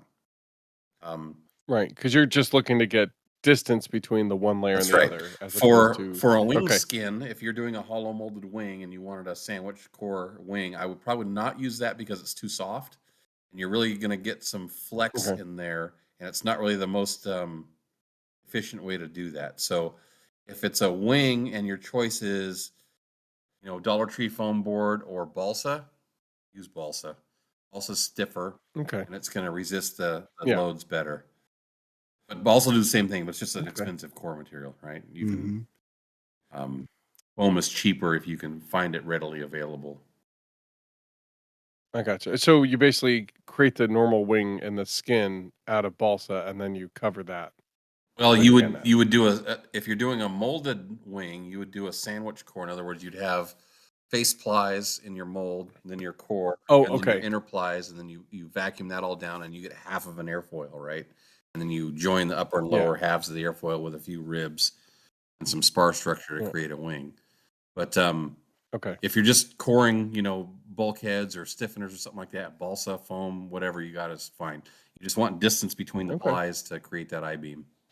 Mm-hmm. And if you Okay, you perfect. can join the faces plies if possible, wherever possible. So in other words, if you have an inner and outer layer where they come off the foam, have those two plies come together, and that'll help strengthen it even further.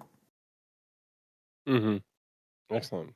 You had a question about suppliers and distributors. Which ones are good for small purchase of composite materials? That was one of the things I noticed when it was like, well, you could buy a lot, Yeah. and then we got a great price for you.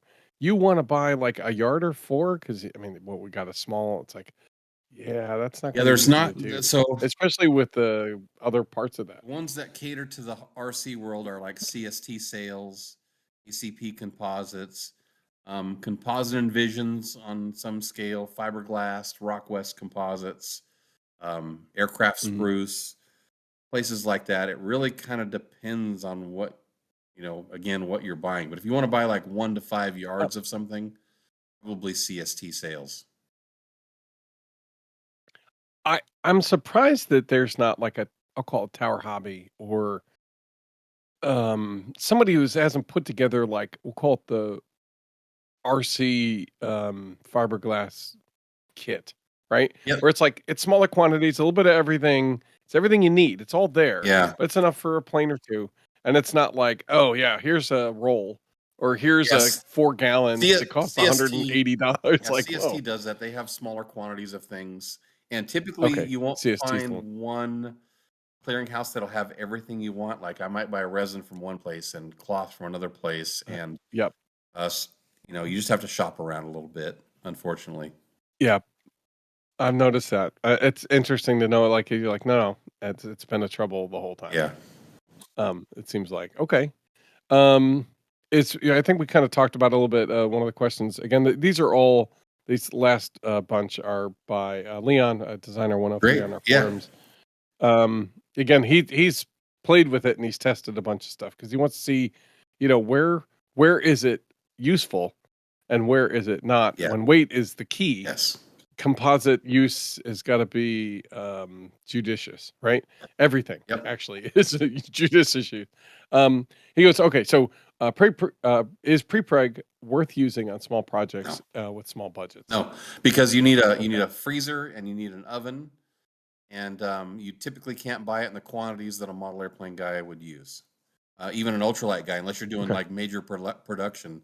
It's just not. It doesn't make sense. Your tooling also has to be high temp as well.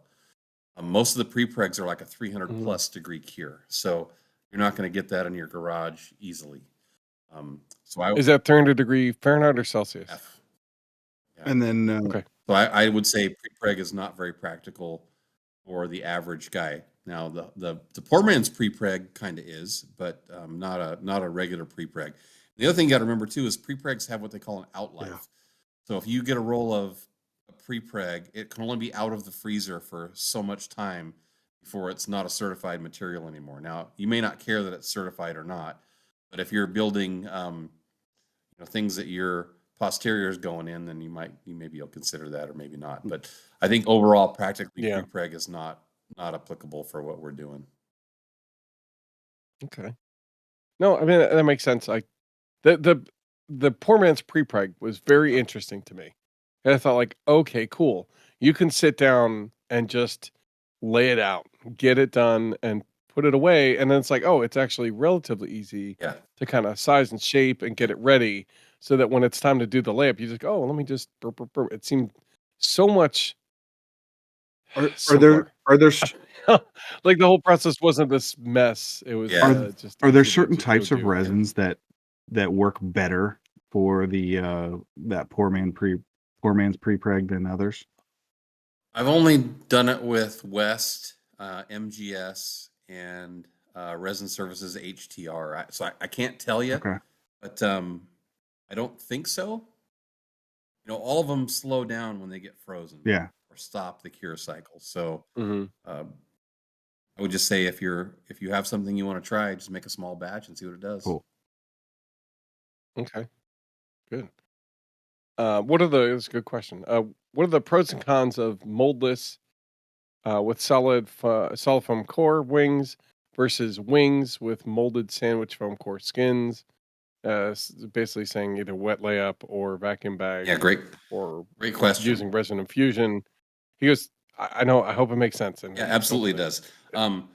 Well, I always say if you're going to build one of something, a wet layup, moldless construction is probably the way to go. The second you Right. build two of anything, it's almost better to build a mold and do a sandwich core type construction, or even just a wet layup construction. So, Okay. for me, even though I'm kind of like what you did with yours, even though you're not anticipating building a second, but yeah, the reason I did mine was for fidelity, the airfoil fidelity. It's the lightest structure I can build. Wet layup, moldless Okay. construction is going to be heavier than molded right. core construction, no matter what. You just can't get the same structural efficiency out of a fully cored part, for instance, right? Yeah, makes sense. But a lot Yeah. of times that makes way more Yeah. sense to do that than it does to create a mold. So in my case, I was hyper interested in OML fidelity. So the OML's outer mold line. I designed this specific shape, and I want to hold that specific shape as closely as I possibly can. Yeah. So for me, molds made sense. I could have had the airplane done Yeah. years ago if I would have built it, moldless construction. Yeah. You would have had the CNC'd wing shape or the hot wire. Yeah, well, it would have been shape would be done. but it would have been a lot more manual labor to get the surface fairness that I wanted. Most certainly heavier, Mhm. and zero chance of building another one. Right. That's a good point. No, it's and also just watching that process overall. Because you look at it and you're like, how is that going to work? And you watch you kind of develop it and you're like, oh, okay. Now, what I noticed is while you're doing the mold, like the mold is pretty much, we'll call it, other than,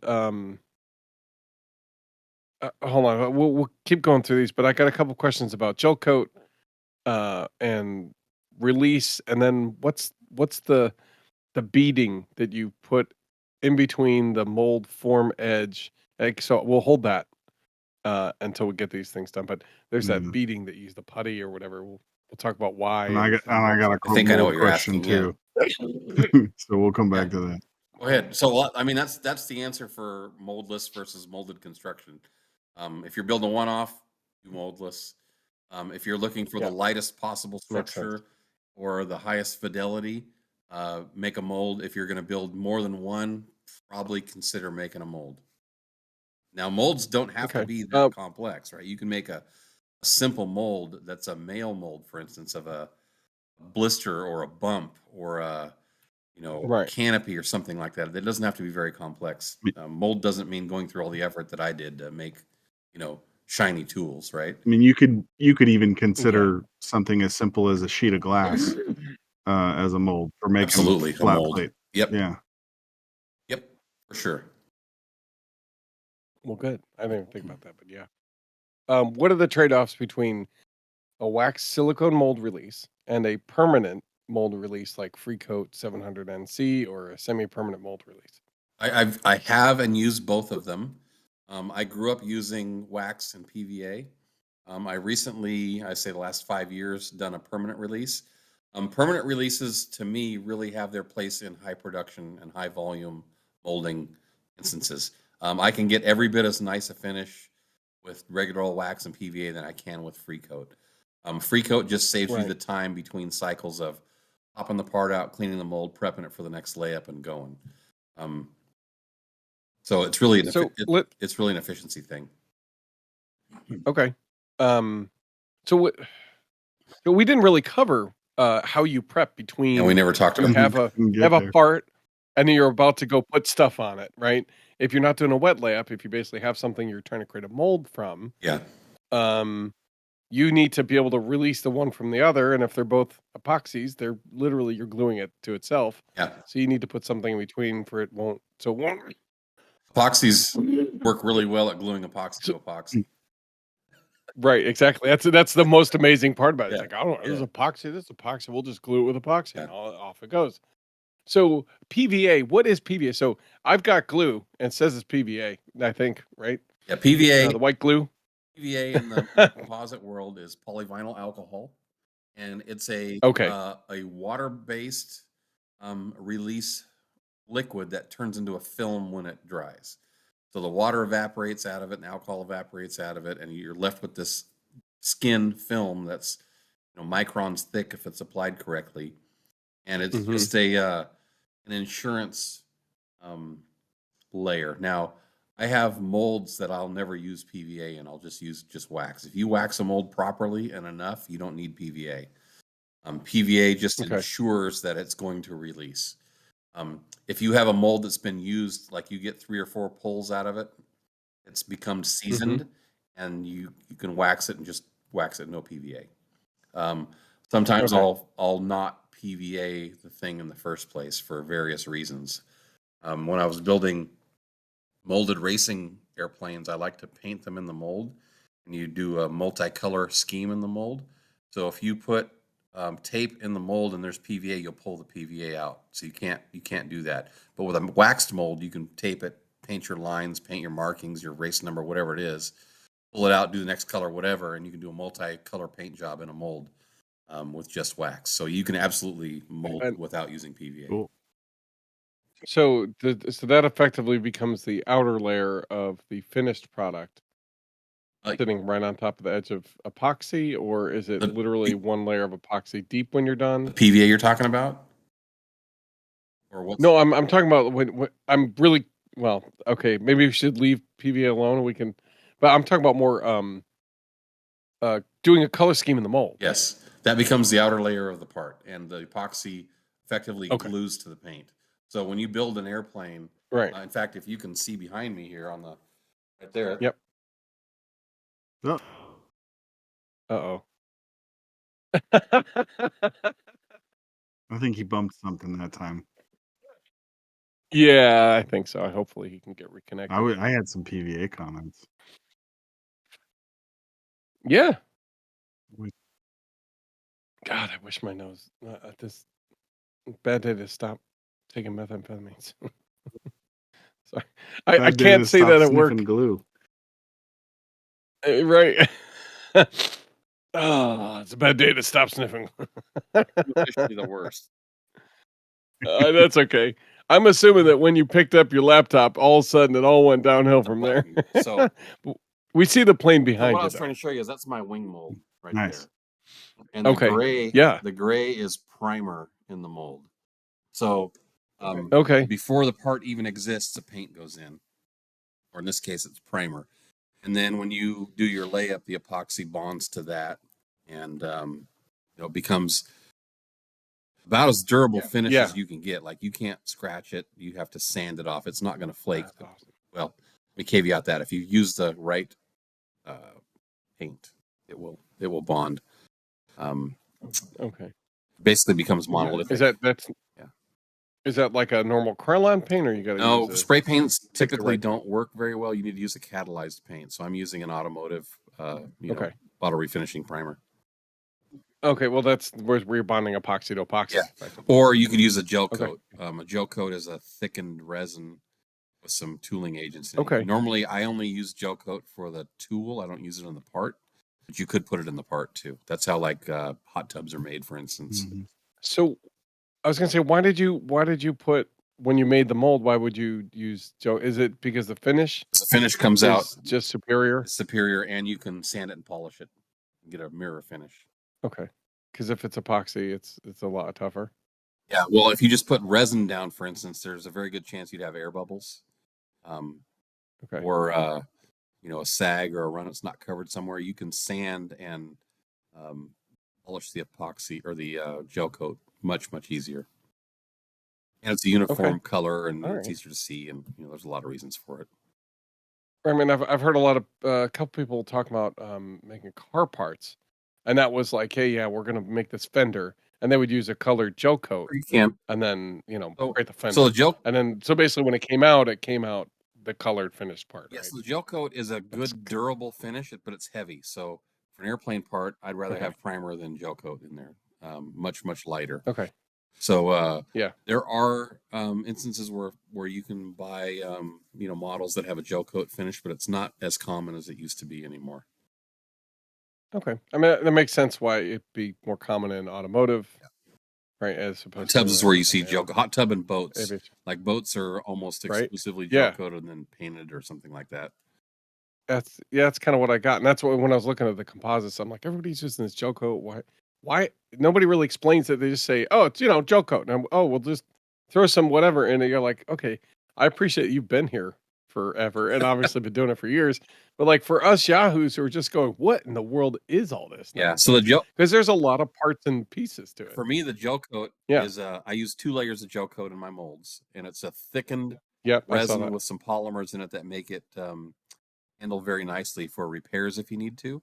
Whereas straight epoxy would be a little bit more difficult to repair if I had a void in the mold or I cracked it, or who knows what happens.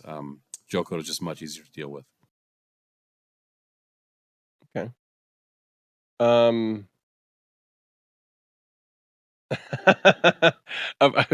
He made a comment and he's like, my brain is stuck. He's working out his avionic sensors.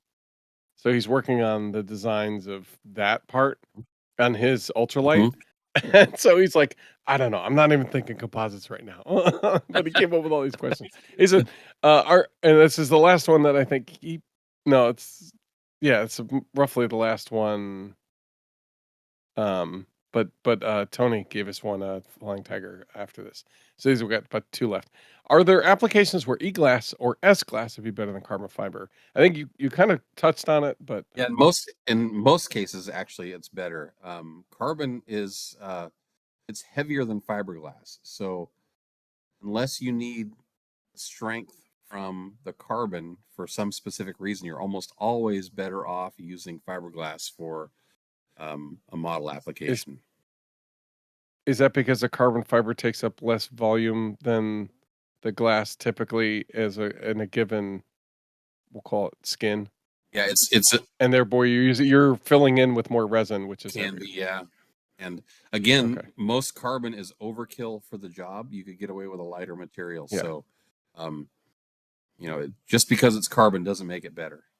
That's a fallacy that I got took me years and years and years to understand, and finally admit to myself that it's okay not to use carbon. Right? It doesn't solve every problem. It just looks better. Yeah. It does look better. Yeah, I'll give you that. Depending on how pretty your layup is. Yeah. Nice. Okay, so the last question is from Tony, Flying Tiger. He says and you kind of answer this, but I just want to, get your answer to his question. Can you get away with not using PVA, just wax? He goes, if you're planning to use for the mold, or if you're only using to mold for a couple parts. Absolutely. And he says, I've got a wheel pant halves. I'm gonna make like 4 of them. I don't need to buy I don't want to buy a whole jar of PVA for just the 4 little Yeah, that's parts. a great example of where I would not use PVA. Now, what PVA does is if you do a poor waxing job, PVA covers everything. So it's insurance to make sure the thing is going to release. A wheel pant, if you miss a part waxing that, don't do composites. Like, that's a small enough part that you should never miss getting the entire thing waxed, right? You do want to do multiple layers. I would recommend, if it's a new mold, probably 6 to 10 layers of wax, and I would wait probably 20 to 30 minutes between layers. So put the wax on, wait a couple of minutes until it hazes, and then buff it off till you can't see it anymore. So we're talking like turtle wax, like car wax. You can use that. I would recommend a composite-based wax, and that's because you can get some surface tension and contamination issues with some waxes, and depending on the resin type you're using, where you go to brush it in and it'll beat up on the surface and won't lay out properly. A can of wax is that creates that. $15. That creates some nice pitting, I imagine. Well, and it'll stick, and then you ruined your part and your mold, Yeah. right? So spend the $15 Yeah. on a can of wax. If you're a modeler, it'll probably last you your entire life. And Right. this is what I use right Okay. here. Happens to be sitting on my bench. Okay. And Partially paste number 2. Prandtl number Right. 2, and then I use the Prandtl film, the component that goes with this PVA. But this will last most guys their entire life. And if you're gonna try composites, man, spend the $15 and just buy the right wax. It'll save you in headaches. The first part you ruin because you've glued the part in the mold, you will regret it if you don't. So yes, you can use McGuire. Some guys use turtle wax, all kinds of stuff, but just use the right wax and you'll be happy. And the right wax is probably still the cheapest part of the whole thing. Yeah. What's your time worth? Right. Yeah. So anyway, put it on, let it haze, buff it off, and you feel like you're pulling it all off, but you're not. Just do multiple coats, and then once you pull that first part out, you can probably get away with 2 to 3 coats on the next parts after that. And after you get several pulls, if you get into the dozen range, 1 coat of wax is going to be fine. Okay. So it cuts down on That's time awesome. for multiples. That really explains it, because I think I bought PVA, but I didn't pick up wax because I didn't know. So if you're only going to buy one, to grab, buy the wax. Don't take PVA over the wax. Chilly for me, but yeah, I hope if you're listening, listen. Don't do what I did. Buy ahead. Yeah. Listen to this episode, please. Cool. This I'm just trying to think of what other questions I might have had. Brian, do you have any questions? I got one, and I got a sidebar. Your molds for your plane. I know you obviously only intend to build one aircraft out of them, but you put a lot of time and effort into those molds for other specific reasons. But how many, like if you were trying to pull a bunch of parts off of those, how many parts would be reasonable off of a set of molds like that? So I say that I'm only going to ever build one, but that's probably not true. Things change, right? You'll crack something. Yeah. Well, my son, for one, he wants to build an airplane, and fine, if he wants that, I'll help him. But I'm really hoping to maybe sell a few wings to help recoup my cost. Not a bad plan. Right. Well, I've built, to the best of my ability, production quality tools. So properly taken care of, they could pull hundreds of parts. Fantastic. Okay. Would I build another Impulse exactly like this and sell it? Probably not. I would build wings. I might build fuselages, but I probably wouldn't build another V-tail. Maybe for my son, I guess. But that's just because it's my unique thing, and if somebody else wants to do it, they can put their own tail on it. But yeah, maybe. But that was always in the back of my mind. But I only know how to do molds this way and get good results. So if I shortcutted it, I would be rolling the dice a little bit, kind of like, not waxing properly. I didn't know if I could make a decent part out of a lesser quality mold than I knew how to do. So it wasn't a lot of expense. It was mostly time. In the way I built my molds. So that was my trade-off. Well, was there a lot of sanding? Yeah. I mean, obviously, in building the original, right, to get the general shape and form, there's days and days and days of sanding. I mean, watch Sarah Arnold video. The first third of it is him sanding stuff. Yeah, so I putting in foam and then sanding it back. Shortcutted that putting a in little bit foam in that I started with a CNC'd shape, and then I paid my buddy to just wrap it in fiberglass, just some 9-ounce, put 2 layers on it just to make a hard surface, because it had to come 500 miles on a truck and get handled, and I don't want the foam to be chunked and whatever. So I said, just make it hard. I don't really care that much about the shape. I mean, I do, but do a nice job, but don't. It's not pretty, right?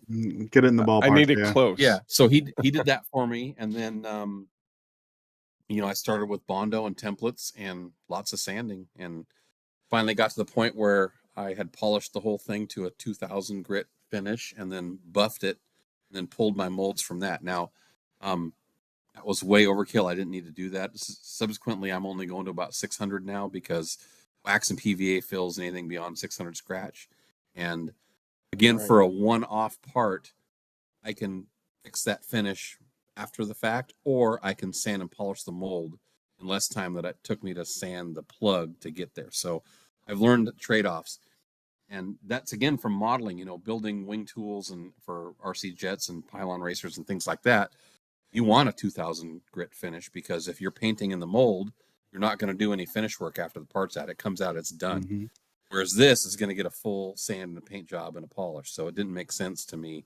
Well, it did at the time when I started, but to get that detail. as I moved on, Yeah. I realized I didn't need to go to that extreme. Very cool.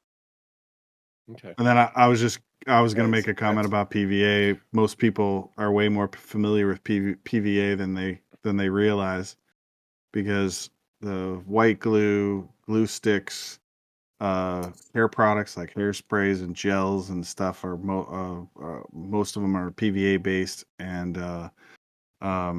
the most common. The difference is viscosity. Yeah. Yeah, I was going to say, they basically watered down with like you said, we'll call it an alcohol base, because it flashes, Yeah. And evaporates quicker. So that and the you don't have to most wait around common forever. dissolvable supports for 3D printing are also PVA as well. Yeah, that's right. So one thing that surprises a lot of people is that I spray my PVA. Typically in the tech data sheet, they tell you to wipe it on or brush it on, and you want to kind of try to just smooth it all out, and it'll flow out a little bit. If you just dump it in a spray gun, even a high quality automotive spray gun, and you spray it, it'll spider web or cobweb, and or it'll be so rough that it ruins your surface, right? Well, a trick I learned a long time ago is that the reason, well, first you got to thin it with water. That makes it come out of the gun. But the real trick is you have to break the surface tension of the silicone, wax-based PVA, right? It's got this polyvinyl in it. That's the release part. It's a wax. Well, what happens is if you don't break that surface tension, it just beads up on the surface, and you end up being like a freshly waxed car coming out of a rainstorm. Right. You got beads everywhere. So the trick is you use a dishwashing surfactant like Jet Dry, Rinse-Aid, Cascade, any of those things that has the sheeting action to keep water spots off of your glasses. A few drops of that in the PVA makes it flow, and it breaks that surface tension, and I get absolutely glass smooth PVA application by doing that, and that's 100% with a gun. With a gun to save gun. time, because again, wiping or brushing PVA on a 14-foot ring mold is, I want to shoot myself. Yeah, takes a lot of time. But I can spray it in 2 or 3 minutes. Yeah. So that's one of the biggest time saver tricks that I know, and retaining a good finish with that. Brian, you're supposed to remind me to write all these things down. Matt, Oh wait, write we all these recorded things it. down. Good. Thanks a lot, buddy. Totally, yeah, totally different scale of thing. But I use unperfumed or whatever hairspray for my 3D printer bed. Just give it a quick spritz, and it makes stuff stick better, and it makes it release no matter what. So old school building trick. When you were back in the day, when you were fiberglassing an airplane for finish with really, really light cloth. I have some cloth that's just out of my reach over here. I could show you, but it's like half-ounce cloth, super lightweight. Mm-hmm. It's like tissue paper. It's super easy to get wrong, right? Hairspray, Aquanet over your balls. That's what I use. Yeah. And then you tack the glass down with it, and then you can wet it out. That's brilliant. I've seen. They do make. Sorry, go ahead. So a lot of people use 3M77 spray glue, and they'll use that. The problem with that is that doesn't dissolve in epoxy resin. Mm-hmm. However, they do make 3M71, which is specifically for composites. It even says right there, composite spray adhesive, right? Which is probably does dissolve. It's probably just Aquanet. Well, it's a lot like 77, but the difference is in my engineering calculations, I don't have to have a fudge factor for an unknown variable in the bonding structure. So I have a TDS for it, and I can tell that it's not going to affect my strength. So a model airplane, 77, if that's what you got, great. Yeah. If my behind is going in it, I'd rather just use the right stuff. Well, it's not just that your behind's going in it, but you are designing it to the edge, like we talked about, Yeah. to the, we'll call it the safety edge. Well, You're like, okay, any more than that, And I'm- whether you I'm have not the data comfortable or with it. not for it makes a big difference in comfort level. I mean, so 3M77 is Yeah. like $16 a can, and this is like $30 a can. So whatever. It's, you know, in the grand scheme of things, it's you know, worth it to me to have the right material. Yeah. Yeah. Mm. Yeah, really cool. Dude, talk about holy crud, what a great like pile of tips. For like, if okay, I don't know anything about this, but I would have made every single one of those mistakes. I would have been like, "Wow, I wonder if the spray gun works." And like, "Oh my gosh, it's spider webbing everywhere. Yeah. This is awful. Yeah. Who said to do this?" Because the person who said, "Oh, I put it through a spray gun or whatever," probably didn't put in the, "Oh, don't forget to add the rinse aid tip," until you get like, 60, notes down and everybody's tried Yeah. it and go, "This doesn't work." We're like, "Oh yeah, I forgot the rinse aid." And you So the funny thing is like 4 days later you find it. I learned that 20 years ago or something, right? And I never thought Right. anything about it. I just thought that's how you did it. And then I started telling people, "Oh yeah, I'm spraying my PVA," and they're like, "Well, how do you do that?" I'm like, "Well, what do you mean, how do you do that? Everybody sprays it." No, nobody sprays it. So coming to find out that little nugget that somebody passed along to me was valuable to other people. So that was pretty cool. That's awesome. Okay, I got a dumb question. Right, if we're doing small parts, right? I just bought an air gun for painting in general. That's a whole journey that I'm excited to go down when I can pull it out and play with it. If I'm making molds and I'm doing that, and I could take some of the PVA and put it into the nozzle and do the spray that way, right? I mean, it doesn't matter what kind of gun. No, for small specifically. stuff, I wouldn't bother, because then you've got to clean out the gun, right? And you got to clean it out with water. Yeah. And once you're done with the water, you got to spray all the water out of it, and you've got to fill it with a paint solvent. Otherwise, it's going to rust in some of the internals of the guns, especially if you've got a cheapo Harbor Freight gun. So, for a Yep. small thing, I would wipe. I got a little bit PVA. better than that, but Yeah, but even so, like, I only spray big stuff. Yeah. I don't spray Yeah. tiny. Okay, Yeah, now the that makes setup's sense. not going to Yeah, save. so The yeah, setup's going really- to take so long. It's not going to save you time. I if can you're grab a doing paper something towel, small. wipe it in there, in the time that it takes me Yeah, to and walk the over there and breakdown. get my spray gun and start rinsing it out and getting ready to. It's just not worth it. No, that's And you fair. can't leave That's the fair. PVA No, in I'm- there, because it'll cure over the outside of the nozzle, and it'll cobweb on you anyway. So it's not something you can Okay. just like have a No, it makes dedicated PVA gun. Unfortunately, doesn't work that way. No. I know me. That's definitely not going to be me. Can you? I know how I work. Is and how I there a kind of a lead time, like how long you can put the PVI on ahead of doing your layup? Indefinitely. Yeah. I've Yeah. always had issues with PVA being hygroscopic and acting strangely after it's absorbed a bunch of water from the air. But Well, I would cover it with plastic or something after it's flashed and cured. Mhm. I mean, I've never left anything on there for weeks or months, but days certainly. Okay. Yeah, Cool. and I think, more often than not, I find that if I have something that's PVA'd and I'm not getting to it right away, and I move the mold around, I end up tearing the PVA anyway. So I rip it all out and start over. So Okay. to me, it's a durability thing. I tend to do it just the day before or the day of, and then let it cure for an hour or two before I start a layup. Because it's really delicate. Okay. You can catch it with a fingernail, or if you're brushing your resin in and you get the end of the bristle wrong, it'll tear the PVA. So that's one reason a lot of guys don't use PVA on stuff that they want really nice finish on, that they're painting in the mold, Makes sense. because you can ruin it instantly with just one wrong move. Okay. And That makes sense. Okay, so one kind of sum up question is, if you're looking to do it, how long? Like, let's say you've got a 60 size flyer, right? Like 60-inch wingspan, kind of rough size, right? Mhm. What kind of ballpark time wise should we be kind of planning out for how long it's going to take? Let's say I'm just saying, I guess it'd be creating mold, and then from the mold making a part. I guess, right? That's either that, or just be like, I'm going to do what I'm doing with the Dragonfly, right? Which is, I'm going to foam cut wings. I'm going to generally lay out the shape, and then I want to cover it in fiberglass, right? We're going to do wet layup. Yeah. So there was two different questions. But something it's that a size. pretty loaded question. It is. Yeah.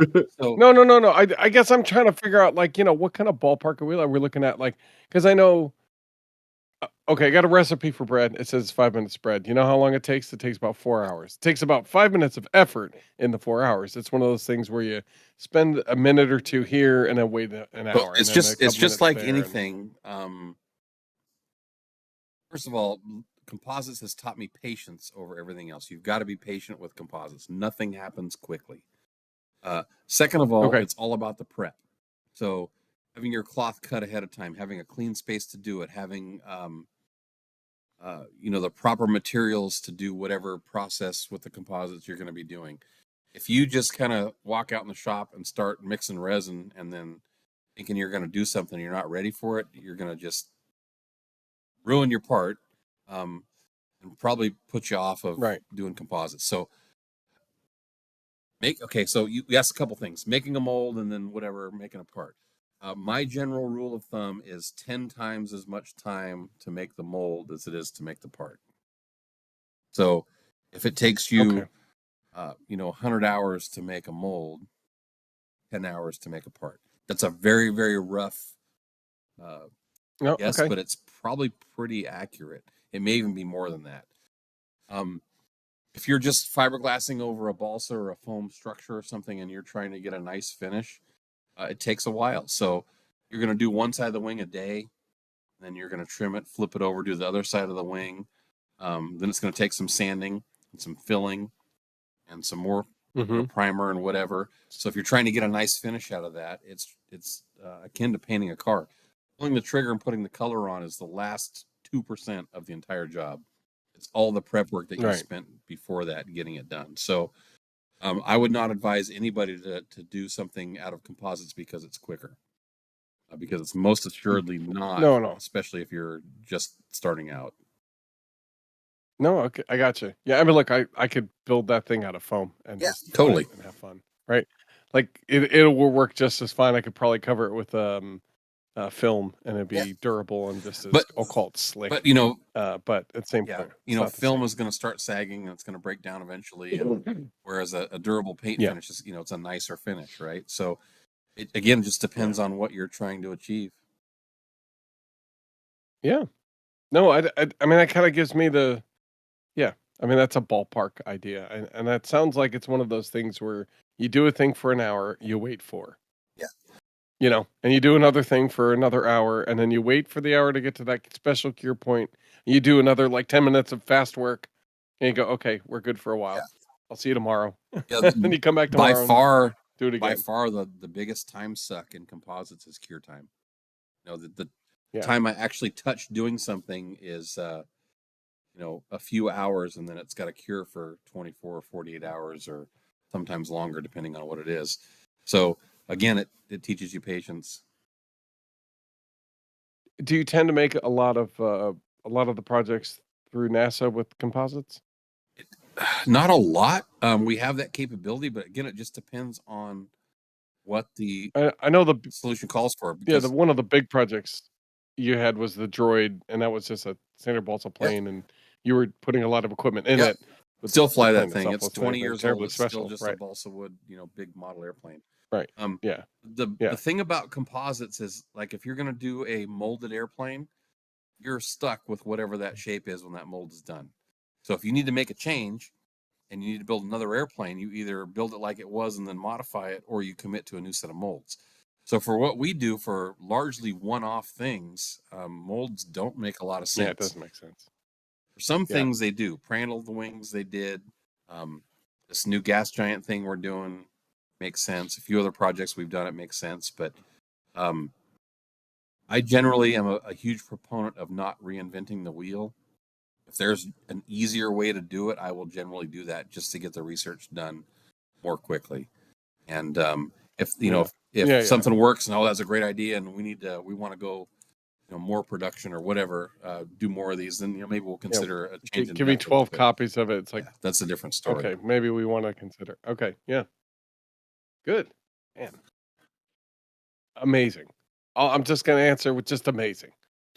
And I really appreciate it, Brian. You and I have both had like big smiles and go like, oh my gosh, this is great stuff. Thank you. And Again, it's only because of air modeling that I've had the opportunity to learn all these different skills. You know, it's been a fantastic education. It's been a long one, but Yeah. I like where I ended up. Yeah. Yeah, exactly. And even if I've only been it for so long, but I can't tell you just the things that I've learned that I never would have either thought I would have learned or cared to learn. Yeah. But I mean, everybody's like, "How do you know all that?" I'm like, I just do. I've been RC. playing with I don't it. know. I had to learn it for RC. Yeah, I messed around with it. It worked. Some of it worked. Some of it didn't. It's funny, you know, the average Okay. RC guy has far more design experience than most of the folks in the aerospace industry, right? Because Right. Yeah, how but many they're different working on airplanes have what, you 3 built? planes maybe in their life. Well, yeah, Right. 4. I mean, a designer might be lucky to design 1 or 2 airplanes in their entire life. You know, Right. how many models have you built? How many different planes have you flown? You know, just not exactly the same, but it's certainly credible experience. Yeah. Exactly. Yeah. I mean, I think I've tested 3 or 4 or 5 different versions of the Prandtl in various terms and fashion. I haven't even built the one that Brian has yet. I'm excited. You know, it's one of those things where you're just like, okay, cool. But I love the fact that I've been able to try it. And mostly why I haven't done more is because I keep running into projects like these. They're just Many like, cool oh, things right. to build. That's the problem. Yeah, too many ideas to That's try the out. problem. You know, oh, what Too about many that? things, not enough time. Yeah. That's right. Yeah. I'm still rolling around all the like, oh, I want to do this with that project. Oh, I'm gonna have to learn. Yeah, I got to learn INAV. Maybe we can learn how to do formation flying on a couple of these, or wouldn't it be? Because you know that's a possibility. Like, wouldn't that be freaking cool? Um, a bunch of other different things. Like, well, maybe that's too much in one. I'm like, okay, that's okay. We can do it in incremental steps. Get it to this, and then get it to that, and then move it up to the next step, and then in the meantime, I can test these out individually, and then I can see if they fly in a group. And it's like, okay, now can we get that to fly with the main carrier? Okay, it would be cool to link those in. It's like, okay, you know, FPV dreams. You're Okay, heading well, down I need the a ground station. cooperative trajectory path. Yeah, yeah, because I know me. I don't always get to go down that. There's been people I've talked to that amaze me in their ability to start a project and stick with it and only work on that project Me too. until it's I'm done. not that Not guy. that kind at all. Yeah. Yeah. It's for me it's Yeah, I just entertainment. So like I have a friend that he's into RC too, and he's like, I don't know how you can have so many unfinished projects. And I'm like, I don't know how you can limit yourself to one thing. right. So for Yeah. me it's, I you know, how do you even if I build something, I've had planes that I've never finished, right? And I don't feel like it's a loss. For me, it was entertainment, and I probably learned something. So you know, even projects that I decide to pass along to somebody else, I don't regret any of that. It's not like I don't have you to have the learn thing. It's for me, it's the journey, not the Yeah. end. right, you're part of that project was to learn a certain thing, and by the time you got to that, you didn't finish it, but you learned that part. That's what it was Or for. I was entertained. You know, I didn't sit in front of the TV for Yeah. 10 hours or whatever. Yeah. I work on whatever Yeah. interests me at the time. Yes, And that's absolutely, if 100%. it's for entertainment, absolutely. Now work's a different story, but Yeah. Yeah. That's Yeah. people are paying you to do the thing, but But that's a yeah, different if it's thing. not Yeah, if it's not it's fun good. or if it's not getting me somewhere fun Yeah. or interesting, I'll Right. work on something else. Right. All right. I'm gonna go in and dump Craig out of here. I've really seriously from Brian and I, Brian can obviously speak for himself, and but from Joe and I, we really appreciate you joining us today. Well, I'm gonna see if I can we'll let snippet in.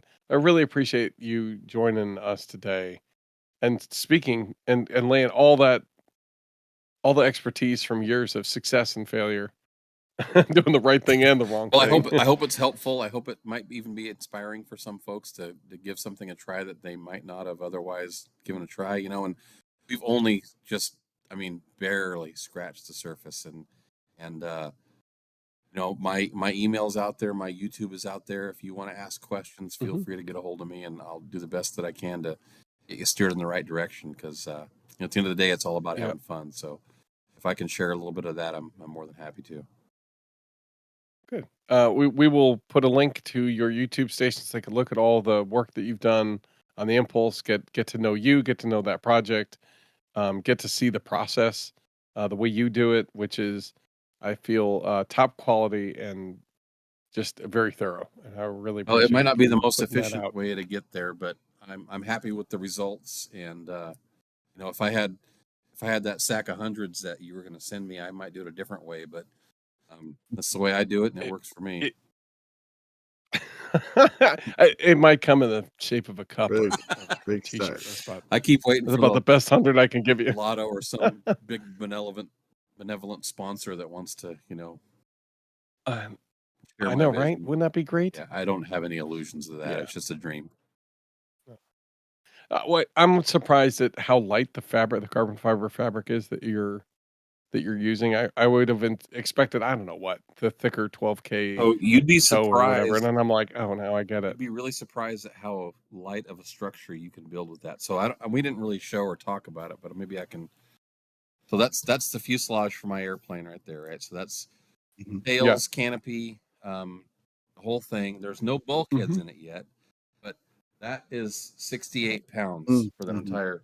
That's so cool. This whole airplane. That's freaking awesome. Yeah, that's One finger, right? Oh, yeah, wow. So Right, probably one of your, besides the motor and the gas, your heaviest item might be your landing gear. I mean, okay, I'm not gonna count you. I mean, come on. So That's I'm talking about for the airplane weight I've budgeted. distribution, right? You got Yeah.